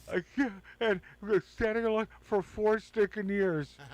I mean, if we had one issue, it was the healthcare system, yes, which he just took us down a rat hole for God's sake. I wish you did record that because that is Which eye-opening. part? Oh, yeah. This whole thing with her, because that is eye-opening to people. I know. When the vice president does not even recognize her president as one of the best presidents or most. I mean, that is just ridiculous. It's absurd. No, it's even though she has to lie about it, but don't you think she has to kiss his ass a little bit? Much? No. Right? No. No. No. No, Matt. She's distancing herself. I know that. Believe me, I know that. I know that. How do you think Dr. Jill feels about her? Don't you think Dr. Jill would love to slap the living ass out of her right now? Right? Ooh, can't fight. I think Big Mike wants to do her. The Post noted she did not mention Biden. In September 24, before President Donald Trump beat Harris in the race for the presidency and retook the White House, Biden said he delegated everything as commander-in-chief to Harris. While campaigning for Harris on The View, Biden appeared to blame Harris for the administration's failure to reduce inflation, secure the southern border, and responsibly withdraw from Afghanistan. So that's what it was. It was retaliation. As vice president, there wasn't a single thing that I did that she couldn't do, and so I was able to delegate her responsibility on everything from foreign policy to domestic policy, Biden said. Harris later claimed Biden remained capable of being president. He was capable of being president, as critics accused her and the establishment media of covering up his decline. That's the biggest boy. Is it going to take 20, 30 years for that? I mean, for that to really come out, for the movie to hit? I hope not. I mean, the cover-up was the disingenuousness of what went on during those 4 years, and his decline happened way before he became president. Right. I mean, that was starting way the hell before. There is the quality that is everything that flows from the concept of integrity, which includes speaking the truth and being honest with the people. Who do you think said that? That'd be Kamala. Yeah. Her snub of Biden yesterday, a glaring omission after the two had a not-so-private falling out since her failed presidential campaign in 24. Do you think she visits his grave? You mean Biden's? Yes. I think she's staying away from the grave. Okay. At this point. Yeah. I think that she thinks that because he's not officially dead yet, that he's not complete, he's not underground officially yet, that she doesn't like what that would look like. I got you. He's only partially wrapped up. You think it's just a hole in the ground? No, Dad would always say, "Yeah, now that man there, he died a long time ago. He just forgot to lay down." Yeah, it's true, man. James Carville, speaking of someone who forgot to bury himself, Trump is a washed-up, fat old man. Yesterday on MS Now's The Beat, a show that I think garners, I think they're up to 3 viewers now, Longtime Democrat strategist. They might get to stay on. James Carville called President Donald Trump's washed-up fat old man. Carville said, I don't think Trump matters that much anymore. I think he's a washed-up fat old man. I think he's going to, in spite of everything the Democrats are doing, is going to have a massive loss in November. And I've said this repeatedly. I think he's going to walk away. I don't think he's capable of leading this country. I don't think he has the energy. This is a guy that was supporting Biden during the 4 years. Yeah. What does walk away mean? The host said, the sort of querying James Carville. I mean, are you trolling now? You're trolling. You think he's going to quit? Carville said, yes. Walk away, Renee. By the way, a reference that it was a hit song in I think late '60s by the Classic Four or Classic Five. You are too young to remember that song, but it was a great song. I had a girlfriend in high school named Renee. Here he goes. But he's going off on a tangent, but yet Trump is the guy who is nuts and losing it, right? But this is Carville. I love the song Walk, and then he goes on. I love the song Walk Away, Renee. He is going to walk away. He is not skilled enough. He is not tough enough. He's not tough enough? Is that right? Our president, not tough enough. He is not going to be able to deal with a massive defeat that is coming his way, and we need to be less obsessed with Trump and more obsessed with how do we get out of this horrific mess we are in. What is the mess? I mean, if you take the Iran thing out of it, we're doing pretty well. When you can buy a dozen eggs now for $1, right? When you can buy and have the gas prices spike beyond belief. Do you know how much diesel is a gallon right now? No. $7+. Is it, you remember? Obviously, you do because Tattoo Dave, a proficient, well, more than a proficient truck driver. You know what you're doing in a truck, and remember the days when diesel was the inexpensive fuel. It was cheaper. Yeah. Of course, I remember that. How in the hell did that turn around? It's because of the oil. It's oil. Yeah, but Dave, that happened years ago when that sort of turned around. You know, when diesel became more expensive. It was leveled out. It was kind of sort of of the the same range as Supreme. Yes. 91 octane. But that's my question to you. Why did that happen, and why didn't diesel stay really low? Well, obviously it was because of Joe Biden. No. I think it was even before Joe. I'm sorry, Barack Obama. Yeah. Well, okay. Let's pin it on him. Yeah, of course. Because he really is not a good guy. He is not. He is not a good guy. And leftist Smithsonian exhibit frames embattled Anthony Fauci, who is an evil man. Did you see his hearing?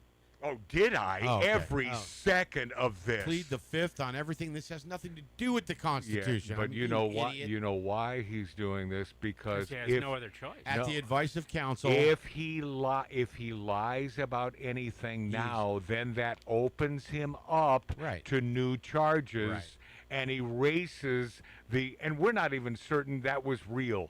But the friggin' pen, Biden's pen, I can't imagine Biden signed it. And I'm certain they're doing research to figure this out. Yes. I think he did. Aspects of Dr. You thinking he did is meaningless. I know, but I'm just saying. I'm just aspects of Dr. Anthony piece of crap Fauci's career prominently displayed at the Smithsonian. By the way, I would never visit that place. Oh my God. Yeah, National Museum of American History.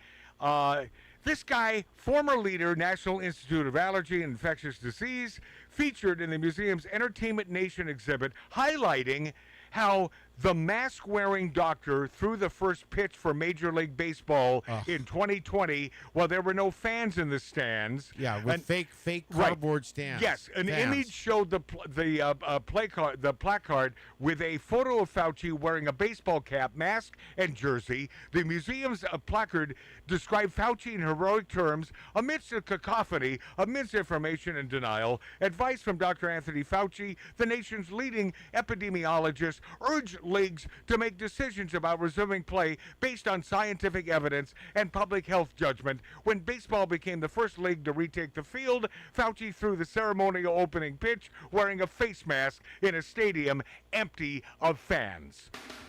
Video. Really? So early? Yes. I think we're a little early. Give me another 30 seconds. Video footage showed the moment Fauci threw the first pitch, made it nowhere near the catcher's mitt.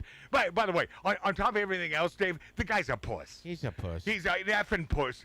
He needs to fry. He needs to go down for what The he did. museum's collection features several items related to Fauci, including a personal 3D model of the SARS-CoV-2. The Smithsonian website also featured an artist's portrait of Fauci. And, of course, he declined to answer questions, pleading the fifth over and over and over. Every question. And when we return, the great gal, got to get her ass in here, man, Nicki Minaj. Oh, yeah. I love this broad. Blasting Fauci next on Magic Matt's Outlaw Radio.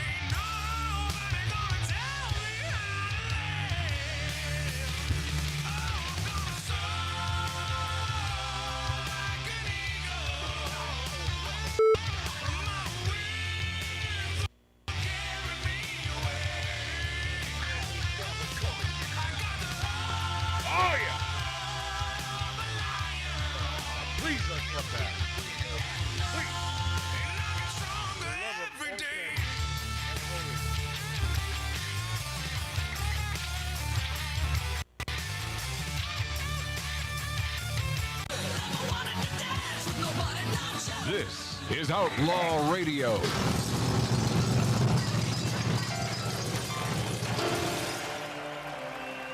Anybody in this 1876 Virginia City, Nevada style bar aware of Nicki Minaj's career or her songs before we discovered that she was a good broad and a smart broad? Yes. You did? Yes.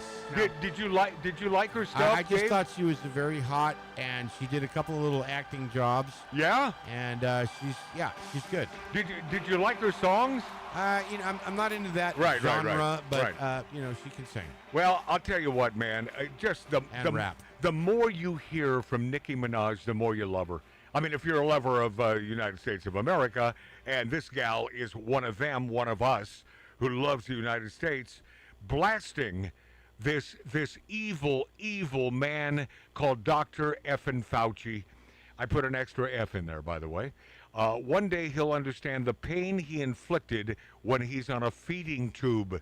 Yeah, Rapper Nicki Minaj blasted infamous federal bureaucrat Anthony Fauci. In fact, the king of bureaucrats. This guy making $500,000 a year, and that was simply from his salary. Yeah, that had nothing to do with all the masks. No. The... Yeah, but dig this. How about all of the awards that he made his people put him up for that would bring in hundreds of thousands of extra dollars? This guy is worth so much money because of that position, and a megalomaniac. And they talk about Trump having an ego. Yes, Donald Trump absolutely has an ego. Deservedly. I don't know a president who you have to have an ego to become president of the United States. But this guy just digging his fame more than helping people live, because he didn't give an S about who died. Rapper Nicki Minaj blasted this piece of crap. He'll finally feel empathy for the people harmed by his draconian rules during the era of the Chinese, I'm not going to say it, but, the fake flu. Feeding tubes will be his portion, Minaj wrote on X, captioning an AI-generated image of Fauci writing in a diary as though he were a teenage girl. Yes, if you read any of this, or you hear any of this, yeah, he's like a little chick, just digging the attention. He will lose the ability to speak, and then only then will he feel the collective pain and long-term ramifications he caused to newborns. The super bass singer, not familiar with that song, but I'll check it out. I like the gal.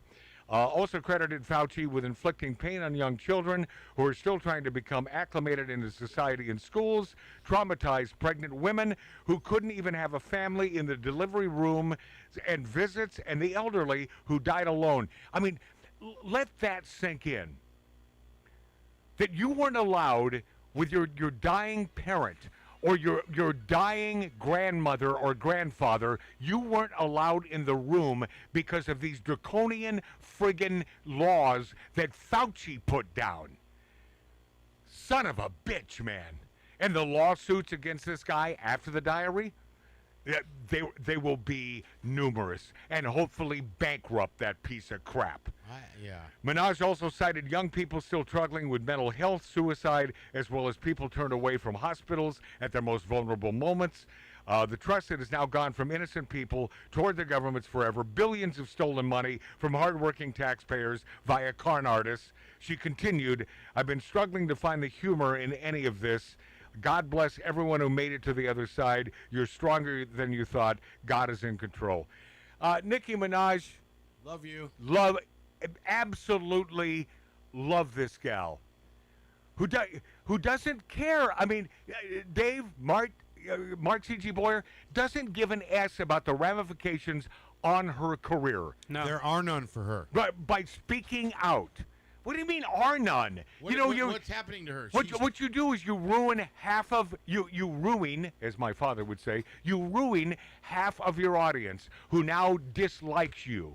It's like I never liked, I'm not a fan of Bruce Springsteen anyway. So his political afflictions, it never really affected me. I don't care. Yeah, they do now. I don't like his songs. I don't like his songs. But there are people. But that just compounded it. Yeah, but yes. But there are people like Trent Reznor, who I know is a big lefty, who I love, and I will listen to his songs, every one of his songs, because the guy's a musical genius. Well, I don't care about his politics. Unlike the other side, the left, who will simply hate you and boycott you because of your political beliefs. We're going to break. I don't know if you're aware of this, but we really are right this second. Oh, speaking of Trent. Speaking of the Trentster, that's why I took a minute. Latest ban on books in school likely headed to U.S. Supreme Court. Another ban on school books. And this dude who wrote Johnny the Walrus, I like this guy a lot. I dig this guy. He's a bearded fella, and he's smart as hell. We'll be this after back on Magic Matt's Outlaw Radio. By the way, he shares my name. The way it makes me feel, infection. It's almost almost like a tongue on the back of my neck. I never had a choice, connection. I never had a chance to catch my breath. It's eating up the space between us. It's eating up all remaining doubt. It's filling up the hole inside you. It's trying to find a way to let itself out.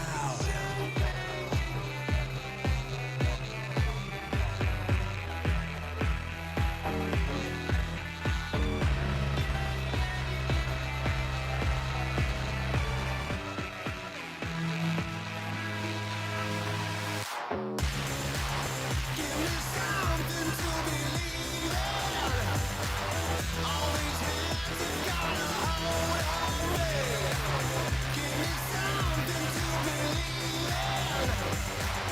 As alive as you need me to be.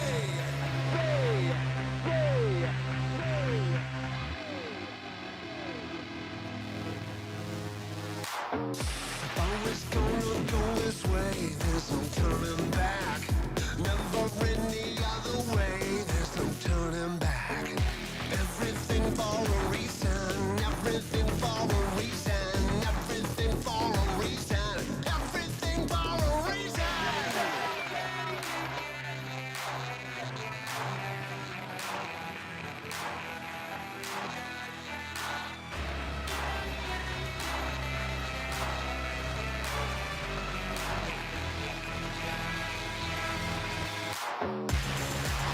Give me something to believe in. All these hands have got a hold on me.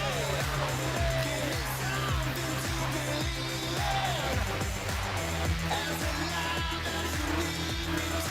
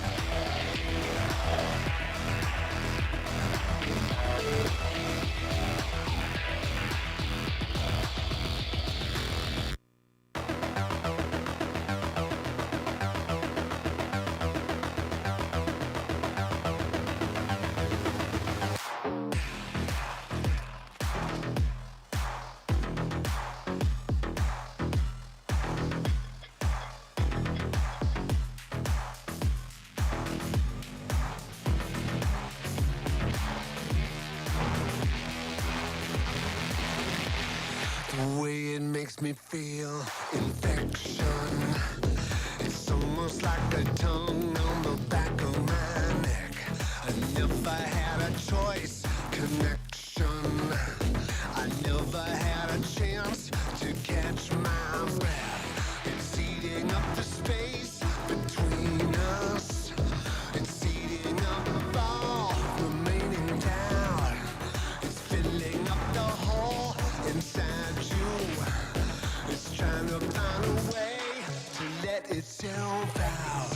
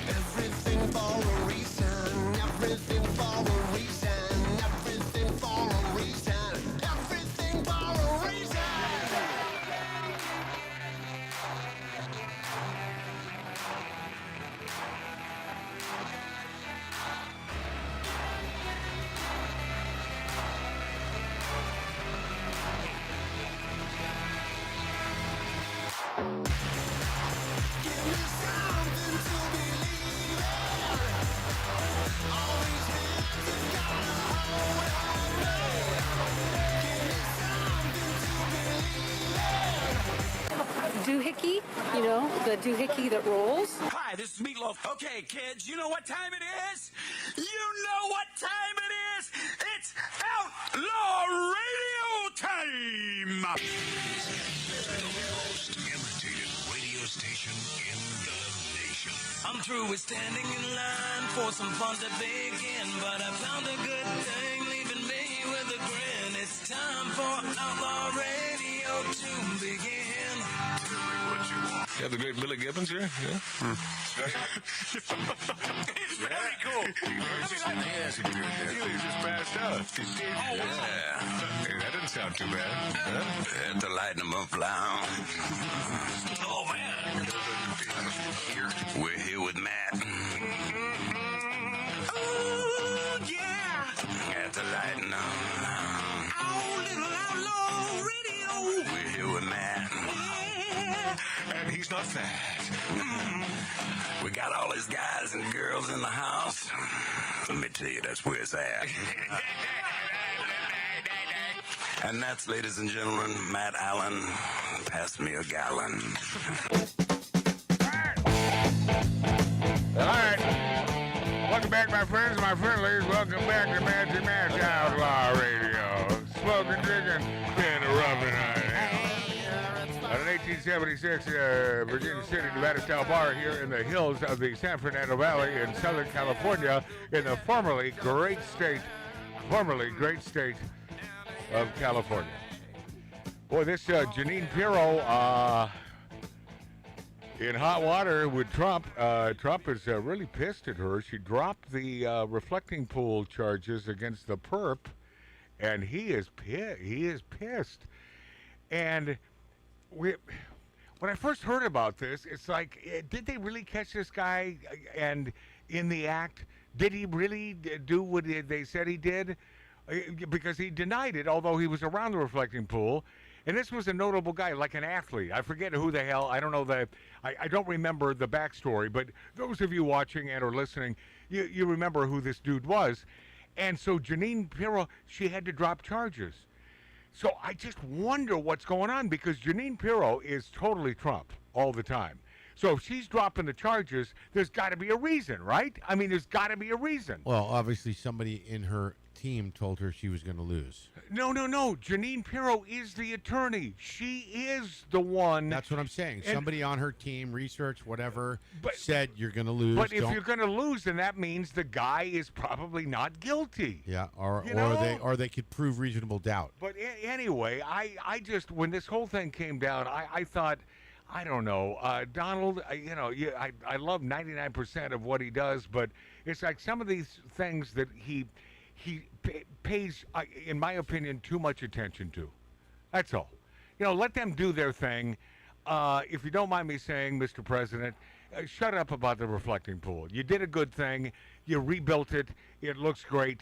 And some ass bite, some piece of crap vandalized it. But whoever that guy is, Jeanine Pirro is, probably not the perp. Yeah. So that's coming down.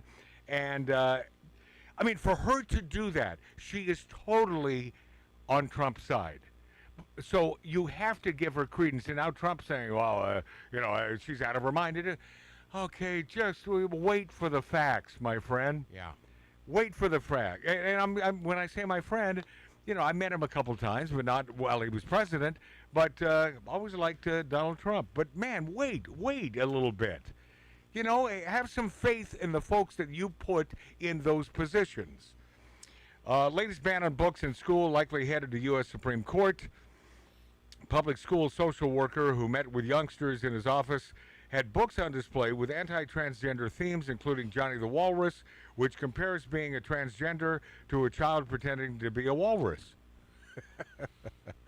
I love this Matt Walsh. This guy is good. Give it up for yourself. Yeah. Yeah. The Intermountain Education Service District in Oregon told Roderick Thies to remove the books and fired him when he disregarded the order. So far, this is 0 for 2 in his legal challenges to the district. Most recently, July 21st, when the 9th U.S. Circuit Court of Appeals ruled 2-1 that he had been speaking and acting out of his ass. No, they didn't say that. Whoa. Out of public employee, was required to abide by the district's policy of equality for transgender youths, but the case, or one like it, likely headed to the Supreme Court for a high-stakes debate on freedom of speech versus freedom from discrimination. The dispute is a close call, said Lee Rowland, executive director of the National Coalition Against Censorship, whose members include Who Cares? If the Oregon district can require thieves to remove books from his shelf, Rowland asked, couldn't a district in a conservative state order a teacher to take down a pride flag? Where? In a school? I don't think there should be a pride flag in a school. I think that there should be one flag in a school, and that's it. The American flag. 2 flags. State flag and the American flag. Why the state flag? Because when I was growing up, there was always the California flag. No, and I'm the with you. American Yeah, flag. yeah, You're right. Yeah, I agree too. Yeah, state flag, American flag, and the LGBTQ flag. Well, but the point is, I just said. and might as well put a rainbow in there too.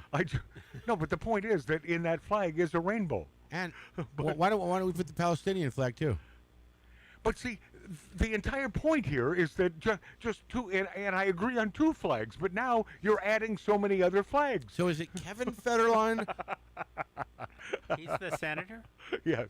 He was married to Britney Spears. So Britney is first Senate lady. Yeah, yes, she is. Okay, I just wanted to get that straight. No, I'm glad. I like the facts to come out. I keep that. It's been turning in my head, and I'm thinking, wait, I got to get this right before the show ends. Youngsters who are transgender are struggling with their gender identity. By the way, 99.9999% of youngsters aren't struggling. Those kids have more money than I did when I was a kid. Are entitled to protection, she said, but we do not want our government using public employment or other government services as an excuse to expand its power. Johnny the Walrus was written in 22 by Matt Walsh, a bearded man who loves to wear, he's like Mr. Green Jeans. So I think the beard makes you smart. Yes, it does. Well, no. Speaking. Have you ever watched Pawn Stars? Speaking in an English accent makes you smart. Very good. A political commentator, considered one of the most prominent anti-transgender voices. Yeah, old Matt Walsh, not a big fan of transgenderism because, well, this guy, I don't believe I'm talking out of school when I say, not unlike us, we like children. We like children to have a happy day. Yeah. We just appreciate kids for being kids. Yes. You said Pawn Stars. Let them figure it out after. Dave, you said Pawn Stars. You talking about the beard of knowledge? Of course I am. Of course you are. In the book, Johnny dresses up as a walrus using spoons as tusks, then is taken to a zoo and is told he has to decide whether he's a boy or a walrus. Actions the author compared to transgender youth's rejection of their birth gender, and beautiful. I like Matt Walsh. He gets a little nutty sometimes, you know. I like the songs that he's written. But that's Joe, I think. But maybe Matt is a singer. Oh. He may My be. Maserati does 185. Is that Matt Walsh? I lost my license. Now I don't drive. I have a limo parked in the back. You dip it, babe. I lock the doors in case I'm attacked. See, I knew it. See, he was preparing for the attack. Speaking of manatees. That was for you, Mary. Speaking of manatees, Rosie O'Donnell sings about Trump's teeny tiny penis. Dirty diapers, days after claiming he's obsessed with her. Rosie O'Dummy sang about President Donald Trump's teeny tiny penis and dirty diapers in a bizarre video posted to TikTok just days after claiming the president is obsessed with her. I watched a review of the White House Correspondents' Dinner, and I wrote this little song, a parody from The Wizard of Oz, for our loving president, O'Dummy declared in a recent video. The 64-year-old good-looking broad. Why is she not a female model? Why is because at the same time, the people are revving up for the midterms. They are revving up as well for an obvious rigging of this election. Not only a rigging, but I think he will have some sort of crisis. There you go. Whether it's an assassination attempt or a... Okay, stop. You mean a crisis like the fake flu that because of that, that really great president was put into office for 4 years? You mean that sort of crisis? Is that what you're talking about, Rosie O'Dummy? You insane nut job? And the fact that steel cannot melt. The 64-year-old then began bizarrely singing, his approval rate is 30, his diaper's always dirty, I think the guy's insane, da-da-da-da-da-da. He ain't no stable genius, he's got a tiny penis. O'Donnell continued caroling. Is she rapping? But he doesn't have a brain. The reflecting pool is green. His reasons were obscene. It's him we all do blame. Da-da-na-na-na-na. He grew a magic ear, stole billions in a year. You know why she says that? Because she says that was all a farce, too. Yeah. That Trump put the shooter up to that. Of course. Yeah. Because he made him miss by a millimeter. And then off an innocent bystander. Yes. Right? Right. He grew a magic ear, stole billions in a year, because he doesn't have a brain, the actress sang before the camera, mocking the July 13th, the attempt on President Trump's life in Butler.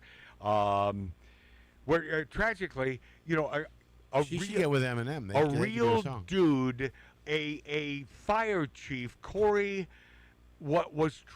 absolutely, the guy was just loving life one day, and now his daughters have no dad. O'Dummy went on to sing, "Oh, I can't tell you why some people think he's smart. All he does is lie and cheat and steal, and he's asleep when he meets Start." What? He still dreams that he's Putin, while our country he's eluding, our humanity a stain, da-da-na-na-na-na. All he does is cause us trauma, because he'll never be Obama, because he doesn't have a brain, the former The View host sang. Wow. Concluding her unhinged tune. Who wrote I that? hope you enjoy that, Donald. That's for you. Wow. Yeah, Rosie O'Donnell said. The left-wing actress has repeatedly claimed that the president is obsessed with her, despite the fact that her own therapist has warned her to dial down her obsession with Trump.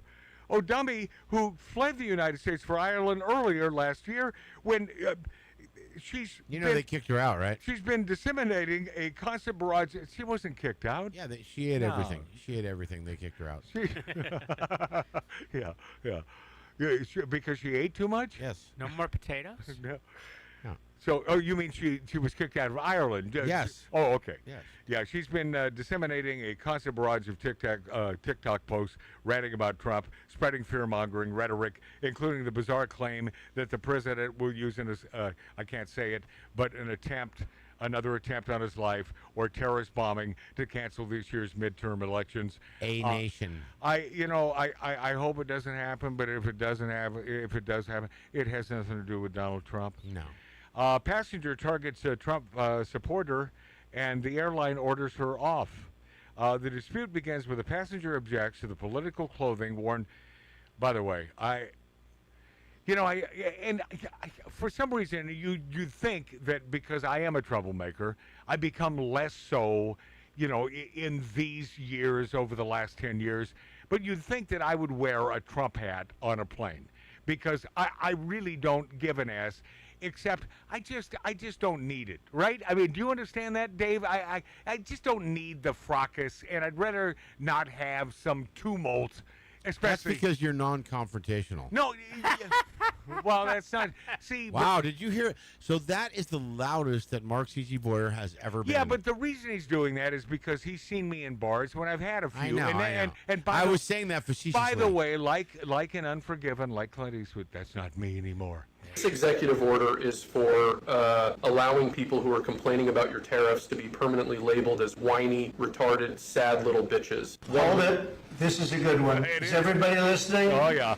The dispute begins when a passenger objects to the political clothing worn by the man seated beside her and demands, oh, really? So, okay. And demands that he be moved. So it's a female bitching about this. Can you imagine? I can't imagine. No, stop. They're usually so quiet. It's a farce. They're usually they're not. They don't feel entitled. They're usually quiet, and they mind their manners. Right? They're very girlish. They're nice girls. Feminine. Very feminine. Yes.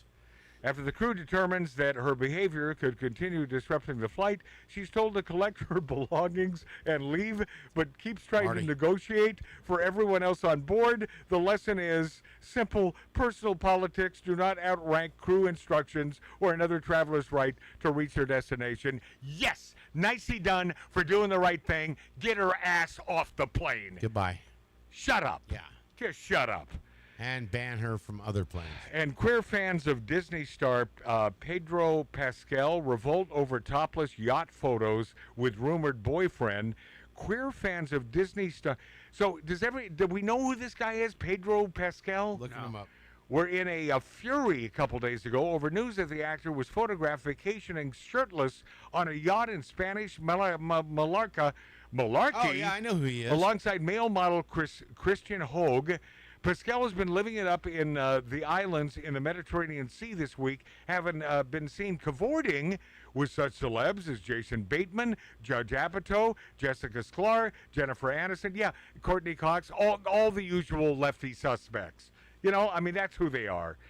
But it is then that the Marvel superhero and Disney Star Wars star photos with model Hogue that got the far left in a froth. Rumors have constantly swirled around Pascal's sexual proclivities among gay circles. Gays have been claiming the actor, who's been an extremely outspoken supporter of the gay and transgender agenda, is clearly gay or perhaps bisexual, but he has never come out and set the record straight one way or the other. Despite that, gay fans were disappointed to see him photographed with Hogue because the model is widely perceived as a MAGA supporter. Yeah. And many gays have labeled the model a felon despite that he has no such criminal record. But of course he's a felon because he likes Trump and apparently likes the United States of America. Are we talking about Pedro still? No, we're talking about Hogue, the possible boyfriend of Pedro. Oh. You know this guy. You know who he is. Who was arrested earlier this year on aggravated assault charges after he and another man got into a physical altercation at a Nashville, Tennessee dog park. But that case is still in the courts, not reached its final determination. Aggravated assault, felony charge. If convicted, he could be fined $10,000 and face 3 to 15 years in prison. Hogue was booked and had a bond set at $3,000 in January. But the fact that Hogue is a quote-unquote MAGA guy, that these gays have a real problem with him, and the fact that they like the fact that this dude Pedro Pascal might be gay, but that if his boyfriend is a fan of Trump, then he's bad. Then he's a bad guy. Right? Look at how they're trying to wedge in to make that happen. No, they're of manifesting course. this. Of course. Of course. And speaking of pooftas, Boy George pulls out of London musical. Pulls out. I'm not certain I don't think that I would have inserted those words. I don't think that I would have made that my headline. Give it up for yourself. Yeah. Yeah. And then I had to say headline, didn't I? And it wasn't on purpose. Boy George pulls out of London musical after pro-Israel song backlash. British pop icon Boy George has left a West End production of the musical Jesus Christ Superstar after he faced a personal onslaught of abuse for releasing a pro-Israel song, We Will Dance Again, that stood against the Islamic terrorists of Gaza. This guy's 65. He'll no longer be appearing in Jesus Christ Superstar at the London Palladium. This week he released a song supporting Israel and its war in Gaza with lyrics included, "You say genocide, I say war, and when you're attacked, that's what the army's for." It came with a hashtag Shalom. Boy George, who was set to star as King Herod in the acclaimed musical. So, by the way, my father did the greatest version of Jesus Christ Superstar, the song, ever. Played every instrument, and yes, when you're thinking, Matt, okay, not the banjo, but he could have. Juice harp? If he has played that harp, he knows how to play it, but no, not during his version of Jesus Christ Superstar. But this guy, Boy George, all the rage in the 80s, man. This guy was huge. My buddy Dave Hillis worked with him in England for 3 weeks. And what did he say? Good in guy? In the studio, he said he was the coolest, and he said very smart guy. I bet. Oh, no. Very I intelligent guy. And he knows how to wear a hat, doesn't he? Yeah. Oh, this guy but is... Dave said in the studio, he was such a pro in the studio. Oh, boy. Total What pro. the hell? Jesus Christ, Superstar. Who in the hell do you think you are? All right, enough of that. Squeal like a pig. Why not put the word genocide in the song? Why are people suddenly uncomfortable with that word? The unabashed support of the Jewish state said in the Post. George has never been afraid to stand by his personal convictions. Hey, boy, George, nicely done, my friend. Good for you. You're a stand-up dude, man. I always respected him for that, manager Kemsley affirmed. In this instance, I felt it was right to step aside, allowing the production to remain the focus. Jesus Christ Superstar opening, it was opening yesterday on a run until September 5th, and Culture Club set to go on a UK tour in December. Do you really want to? No, I was going to, come on, Dave. Come on, chameleon. Never be. I had to play all those songs, in top 40 radio in the 80s. It's like there was only one song, and I can't remember the name that I liked by him. But there was one song that I liked a lot. It was almost, it was sort of rock and roll. It was a pretty good song. It was a big hit too. This is the best, I think.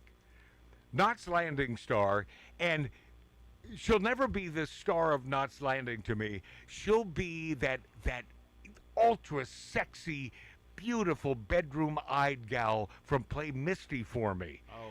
Donna Mills is launching an OnlyFans at 85. Good for her. I want to watch. I'm subscribing. Now, our old place, when I lived with you for a short time up there in the hills, I ran into her. She lived was that as a Ralph? She lived actually right by Ryan Stiles' old Liberace. Did she house. really? Yeah, I ran into her. Liberace. And by the way, so Ryan owned Liberace's house. Yeah, but hold on. House. So that's at least 20 years ago. Long friggin' So time she ago. was still probably Hot as hell, right? Oh hell yeah! Oh God! You know what? At 85, I bet you she's still decent looking. I bet she is, Dave. Yep. I bet she is. Mills says that she wants to give loyal fans a reward by sticking by her all these years. I've always appreciated the incredible support and encouragement I've received from my fans.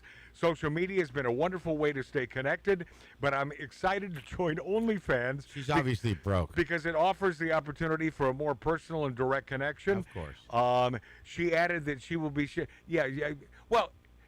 maybe not broke, but it's like, okay. She's hurting. Okay. She's hurting. Yeah, but even... Maybe even not. Maybe she just wants to get sexual out there. No. Maybe she just wants to make a few extra bucks. It's like, I'm 85. What the F? Wow. I might as well make some bucks. I'll sign up. She added that she'll be sharing moments... Ralph probably already signed up. She'll be sharing moments from my daily life, behind-the-scenes glimpses, engaging with fans in a more meaningful way.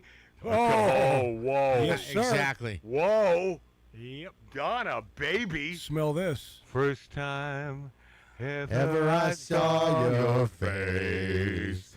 It's simply another platform to spend quality time with the people who support it. No. Good observation, Dave. Yes. She's doing it for the money. Yeah, of course. But good. Let That's her the have it. Let her That's the American way. Why? So she can leave it to her kids and grandkids? The Play Misty for Me star said that, Donna, so the CEO of OnlyFans, Andy Backman, with whom Mills is working to create her OnlyFans experience. Oh, boy. Donna's always been fearless and ahead of her time. Let's do it. And that perfectly captures her attitude. She's approaching OnlyFans on her own terms.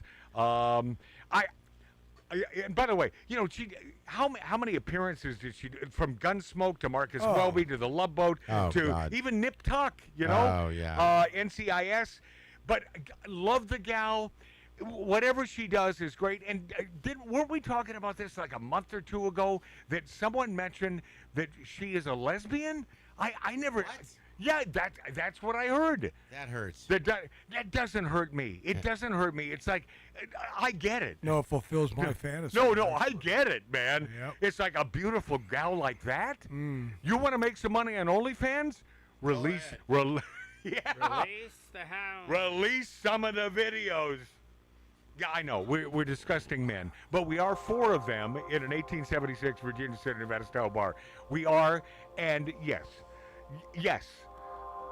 Girl on girl, yes. Oh, yeah. Yes, we heterosexual males, yes. I mean, you can kid yourself. What if she's gonna do that on OnlyFans? No, she's not. But Of course not. And your boyfriend or your husband, who tells you, oh, that's disgusting, he's lying to you. He's lying to you. And P.S. In my opinion, that is a reason for divorce. Find yourself an honest man. I told you about my buddy, right? My buddy, ladies. Yeah, he got a new house, new cars, all paid for by his wife, and because she had an OnlyFans page, and she was really upset because she didn't know she had an OnlyFans page. Boom. I've gone to ground. I'm watching porn in my hotel dressing gown. And now I dream of you, but I still believe there's only enough for one in a lonely hotel suite. The journey's long, and I feel so bad. I'm thinking back to the last day we had. Old moon fades into the noon. Soon I know I'll be back with you. I'm nearly with you. I'm nearly with you. When I'm weak, I draw strength from you. And when you're lost, I know how to change your mood. And when I'm down, you breathe life over me. Even though we're miles apart, we are each other's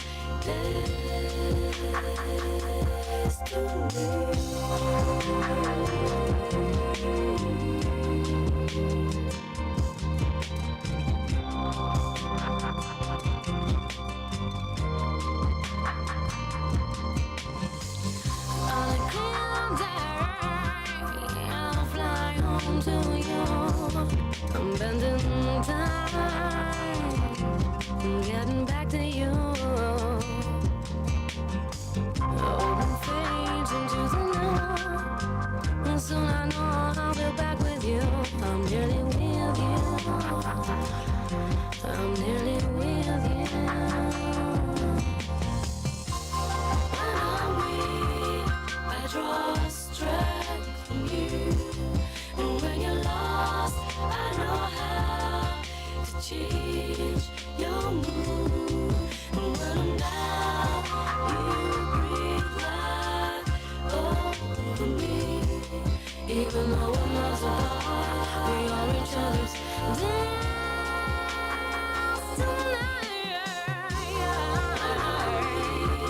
I draw strength from you. And when you're lost, I know how to change your mood. And when I'm down, you breathe life over me. Even though we're miles apart, we are each other's destiny.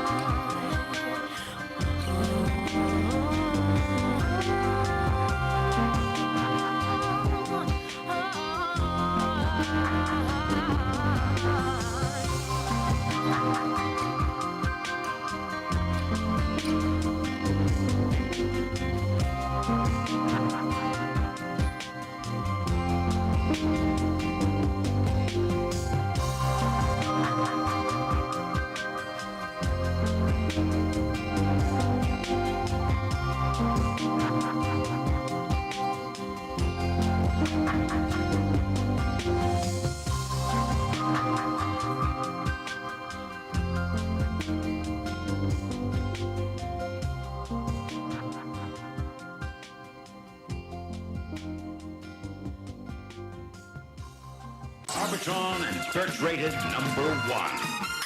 This is Outlaw Radio with Magic Matt, the man who is always right. For some reason, I feel as though I need to make this clear. At the top of the show, when I was talking about Farrells Ice Cream Parlor, and the fact that I was laughing at tragedies, I just leave it at that. Well, here's what I'll say. You weren't laughing at the tragedy. You're laughing at the what? The coincidence. No, well, not coincidence. It's I mean, two major airplane crashes within a decade of each other at a Farrells Ice Cream restaurant. Within a decade. Yeah, that's 10 years. That's a long effing time.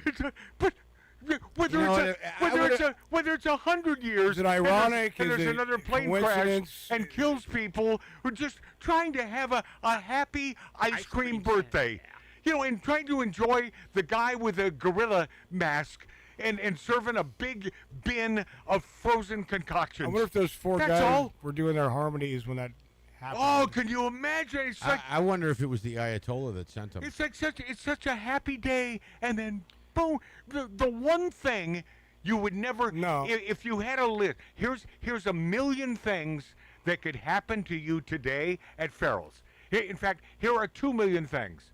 Would you ever select a plane flying off course? No, like you said, the odds of that and running into your restaurant. The odds of that, if there was betting on that, and you bet $100. No, how about $1? That's like $1 to win 100,000. No, how about a million? Millions. Yeah. All right. You know what? Okay. I'm gonna go back in time. You're gonna go try to find a Farrells? See, Dave, I thought the last Farrells was that one. Reseda and Nordhoff. No. The second to last one, it turns out, was the one that I went to a couple times, and it's out there in your neck of the woods, by the way. Oh. Off one of the major highways. Not the freeway, but off one of the major highways. Sierra Highway. And they went out of business. Yeah, I guess they went. And then it was that one in Buena Park that was the last one that right next to Not Scary Farm. Yeah, kaput like 6 years ago. I want to play this again because I got a kick out of it. And let me begin this by telling you that we asked AI to simulate if the U.S.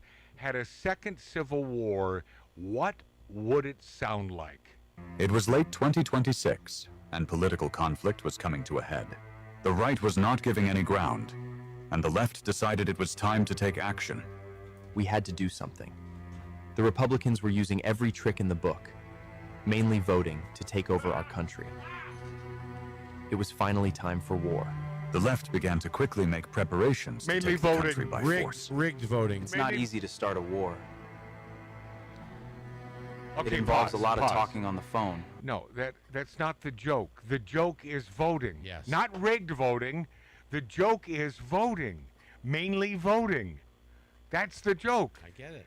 Damn it, you almost made it through the entire show. I get it. No, I was just adding to it. But no, but you're not, because rigged voting is not the joke. Well, if it's rigged voting... I think that was implied. No, if it's rigged voting, then that's not the joke. Vote, just simply voting is the joke. All right, let's play it again. Continue. Which gives many of us anxiety. An initial target was settled on, a lazy suburb that served as a symbol of the bourgeoisie and capitalism. But this small neighborhood was not caught by surprise. Doreen's son goes to one of those fruity colleges on the West Coast. I just got word from him war was coming. Doreen. The invading army descended on the small neighborhood. Pause. But the attack did not. I had an Aunt Doreen. I love the Doreen. I had an Aunt Doreen. I mean, the name, that's just perfect. I don't love how the dude calls it one of those fruity colleges on the West Coast. That's just, that tickles my fancy. Go as planned. In the city, we're used to being able to burn down a target and no one does anything. Yeah. I guess it's different in the suburbs, though. The suburbanites had an ace up their sleeves, firearms. One of the big issues is how we hate guns, but the right loves them. I guess none of us considered how big a disadvantage that would put us in a civil war. A single warning shot was fired, causing half the invading force to have a panic attack. The rest fled for their lives. The Second American Civil War was over. Everyone said I was crazy owning 6 AR-15s. And I guess they had a point, since we had a full civil war and I barely needed the one. The left signed a statement of unconditional surrender. One shot. The right was now fully in control of the country. As part of the surrender, we technically own California. We're seeing if it's possible to just push it off into the sea. Many of the losing combatants fled to the far north. Starvation was rampant among them from lack of access to DoorDash. Still, not everyone saw what happened as a total loss for the left. I think we won by showing we will stand up to Republicans. But haven't you been exiled to Canada? It's great! I love it here! Yeah, by the way, that was Gavin Newsom. If you can get across the border. Who was soon eaten by a moose. That's Gavin Newsom. By the way, here, punch in. Oh, hold on. Give it. It would have been better if I had told you, but 616. Speaking of our Canadian friends, our beautiful friends up north, you smiling, always friendly folks, here you go. Stupid poutine eater. Eater. It's a little bit out of line, but what do they like? I like poutine, and I'm not Canadian. Yeah. I like a lot of gravy. Oh, I love those curds. 30 grams of poutine. Just like Wisconsinites, man. They love their curds, and I love curds. Play it one more time because I enjoy it so much. Stupid poutine eater. So I guess that goes for me as well. Yeah, because I like poutine. What's the poutine with you? What is the poutine with you, Mark? I don't know. Democrat rapper Uncle Luke. Democrat rapper Uncle Luke says Trump is right. Democrats in my congressional race are cheating. Rapper Uncle Luke, he had those hits. Never even heard of him. No, who is currently running for Congress in Florida? What? Has claimed the Democrats have been cheating to win the race. He's a Democrat. In a video posted to social media a couple days ago, Uncle Luke said he agreed with President Donald Trump about Democrats cheating, saying he saw evidence of ballot harvesting in his district. Ladies and gentlemen, I hate to agree with Donald Trump, but on this one, I got to agree with him. Why didn't you download something? These career politicians, Democrats that I've always supported in my congressional race, they are really cheating. One of the candidates, she has people knocking on seniors' doors, telling these seniors that will take their ballots to the box, opening up the ballot, changing the vote, and dropping it in the box. Oh my God. They call them ballot harvesters. I never even knew this existed. I always say everything Trump says is a lie. He's making excuses, but he's right. These people do rig elections. This is a Democrat running, and he's a rapper. Uncle Luke provided no evidence of this, only saying he will find the footage and release it. The rapper's video comes after he said his opponent, Democrat Debbie Wasserman Schultz, oh my God, one of my faves, is the greatest civil rights threat today. Yes, I agree. If we allow her, by the way, I got no problem with Deb. I got some problems. How does she look? But no, she's not a looker like who's that gal that I love? Nancy, what's her name? Pelosi? No, Mark. Oh, God. Oh, this is why. Oops. This is why. I let him roll. I kept the the mic on. No, it was smart. If we allow her to win, we will not win the general. He said at last week's NAACP candidate forum. The world is watching congressional district. All right. Well, good. I hope this works for you, Democrat rapper Uncle Luke, because I'm a big fan of your work. Yes. Excellent stuff. Mark, by the way, you know why? Okay, break it down a little bit. You know why Nancy Pelosi didn't work in that, right? No. There's a lot of reasons. Oh, well, she's one thing, it was stupid to say. Oh. That's number one. Nancy Grace? And we all know. No. There's another looker. We all know how Pelosi. We already know. So that just. Okay. Dude, I don't know what to say. Who would have been a better drop? Somebody good looking, probably, or to come up with the right person. TMZ's Harvey Levin claims heartbreaking Anthony Fauci hearing puts U.S. in McCarthy climate. Oh, come on, Harvey. I want to I've always liked you, man. I've always appreciated your pull yourself up by the bootstraps. Let's do something and make an ass-load of money. That TMZ thing, a bit of brilliance, but son of a bitch, how lefty are you, and why? You have to know that. After everything that has come out about your party and who they are, I know hell and back you are no socialist, and you're certainly not a commie. No, you like making a buck. He's a sheep. He's a capitalist, but he's also giving the gay people a bad name right now. TMZ producer journalist Harvey Levin said Dr. Anthony Fauci's congressional hearing was heartbreaking, claiming members of Congress were on a witch hunt. This wouldn't exist if indeed this diary from Fauci in his own pen did not exist. Exactly. This would not be happening. That's not a witch Can you hunt. believe that dumb-ass idiot mother effer are you kidding? had No. the How dumb-ass stupid? to write down... By the way, in answer to your question, oh, yes. Yeah. Because you know why? Because they think that they are so above the law that they will never come. And P.S., he thought Kamala would win. Well, yeah. Because if Kamala wins, you think they weren't having dinner every night? He's off the hook, man. My friend from Florida said Fauci is a living demon. Yes. And he is. Fauci He is. has a one-way ticket to hell.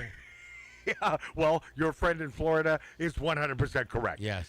Levin Is that Mark, your buddy Mark? Levin shared his thoughts after Fauci, who is the former leader of the National Institute of Allergy and Infectious Diseases, declined to answer questions regarding the Chinese, that fake flu at a Senate hearing. Watching Anthony Fauci before a congressional hearing and taking the Fifth Amendment is just one of the most heartbreaking.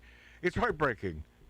It's heartbreaking to Harvey Levin that I've seen in government in my lifetime. This is something we need to reckon with, that I'm going to say up front. I have problems the way the CDC handled the fake flu. You do? Oh, You hello. mean CDC as corrupt as WHO? Okay, yeah, I was gonna say, what about who? As corrupt as who? Yeah. I'll guarantee you Levin had the back. The jab. The jab. Oh, you know and it. The booster and all that crap. That said, Anthony Fauci, over a period of decades, has been an amazing public service in the 80s. I had many friends who died of AIDS, a horrible, painful death. Yes, he was behind making that a disease that anyone could easily contract, and that was a lie. Another lie from Fauci. It was, and P.S., I have had a friend or two die of that. Am I happy Me about too. it? No. Not in the least. Of AIDS? It's an awful disease. Thank goodness they've found a way to curb this thing, but it was never a heterosexual No, it's disease. either It was never intravenous drug use or passing the needle. but then or folks, homosexual sex. But then Mart, at that party, you'll hear Magic Johnson. you'll hear someone say Magic Johnson, and then to that I will say yes. Yes. And yes. Yes. Well, if you got the money. No. Magic. No, I'm not, you got to give it. No I'm matter not what. No matter what I'm not you say. talking about the cure for the thing, which was great. And Magic, I don't know if he spearheaded that, but he brought it to the public's knowledge that there is a thing that can fix this. No, I'm talking about Magic Johnson's sexual proclivity. Oh, yeah. That's all. Yeah. And those were rumors that were going around way before he got the AIDS. When I was here in Los Angeles, everyone sort of muttered it, but it never came out. And it's like, do we care? No. Bunch of group sex parties is what I heard. How icky is that? Isn't sex good enough? And hard enough? Obviously not. Have you talked to my P. Diddy? Have you talked to P. Diddy? No, I don't talk to P. Diddy. Yeah, well, by the way, it's not enough. He's being released Well, early. how about Charlie Sheen? Yeah. Charlie Sheen, man. He made all the money in the world, and it wasn't enough. Drugs weren't enough. No, it's true. But a guy like that, But you know what? It was enough. See, I'm a simple guy. Give me a steak. Love a great cigar, little bourbon. Here we go with steak again. A good, a really nice piece of ass, if you don't mind me saying. I know I'm not offending our audience because they're not douchebag idiot sticks on the left. But that's the honest to God truth. That's what real guys want. You know, just give me a great stove, a steak, I know what guys want. a nice martini, and a feasible piece of ass. And by the way, a pre-made old-fashioned. 100 proof bourbon sent by Beth and Tony from Wisconsin. Good night to die. You know, what? No night's a good night to die. Oh, after that. But my point is this. That I think life can be simple. Appreciate the cool stuff. Sitting out in the backyard of my Uncle Dick's gorgeous place in the belly of the desert in Dayton, Nevada. That for me, I will take that. You say, Matt. I'm going to see Uncle Dick tomorrow. You say, Matt, Hawaii or Uncle Dick? I'm not in Hawaii. I am in my Hawaii, which is Uncle Dick's. It's a lot. What? It's a lot less to get there. Lot less what? Money. Should I just give up? Yes. Okay, I give up. We'll be this after back on Matthew Matt's Outlaw Radio.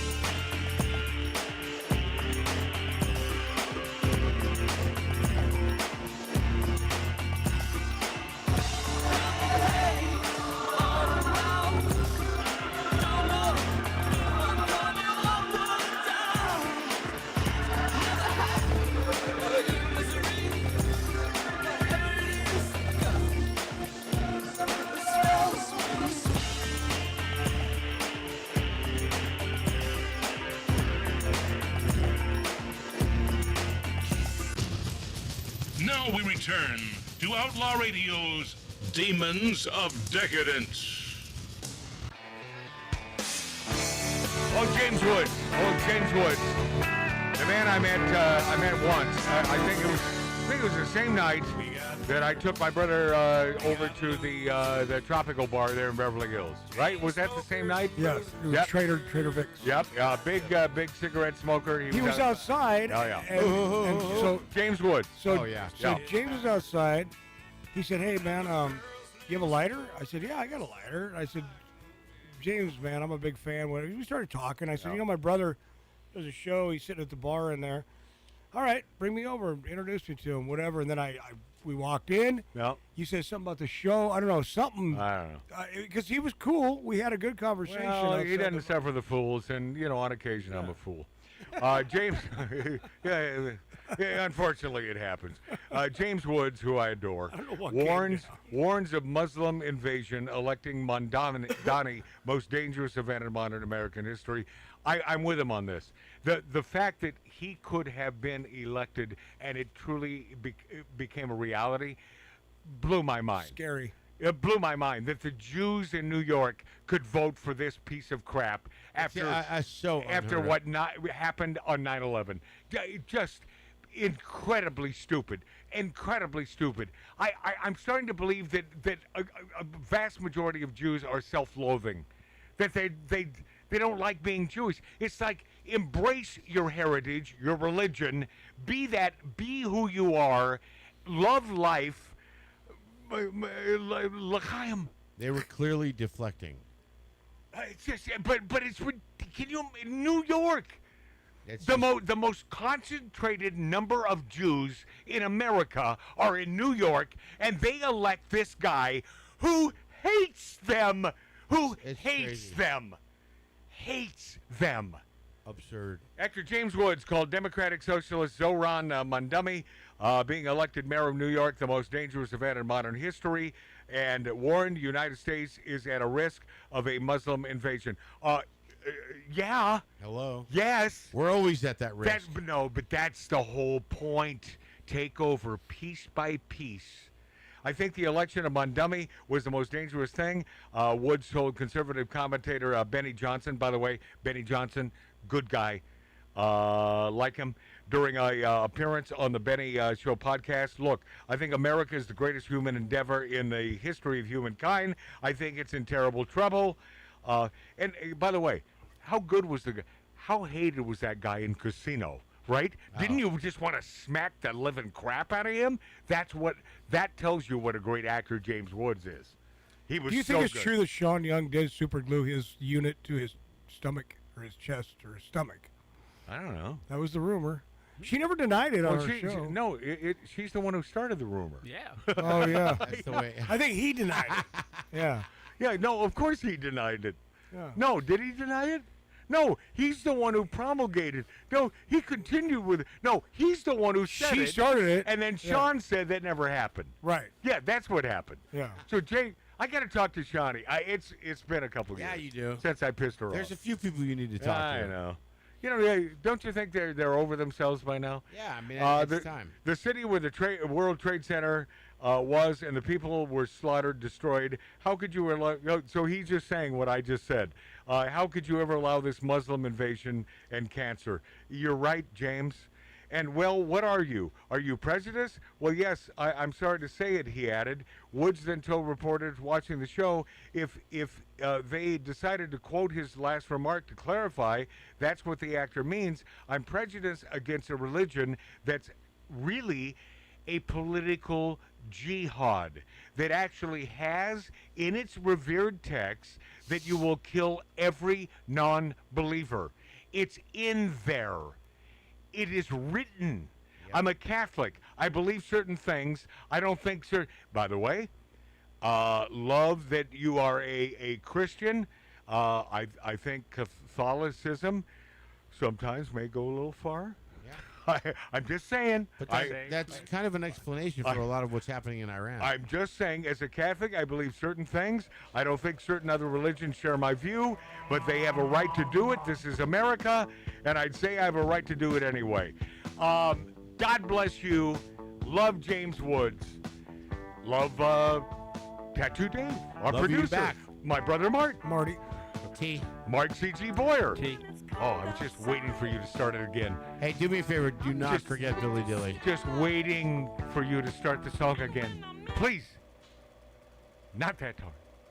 Billy Dilly, love you dearly, my friend. Mom and Dad, yes, I'm talking to both of you. Love both of you. Talking to Dad in heaven, Mom here in hell. My lovely daughter, Alexandra, God bless you. Milt Larson, Bumblebees Can't Fly. It's cold outside. I need the strength to stay alive. And when I'm in my home, I need the strength to be alone. That's how I'm feeling. That's how I'm feeling right now. That's how I'm feeling. That's how I'm feeling right now. Yeah.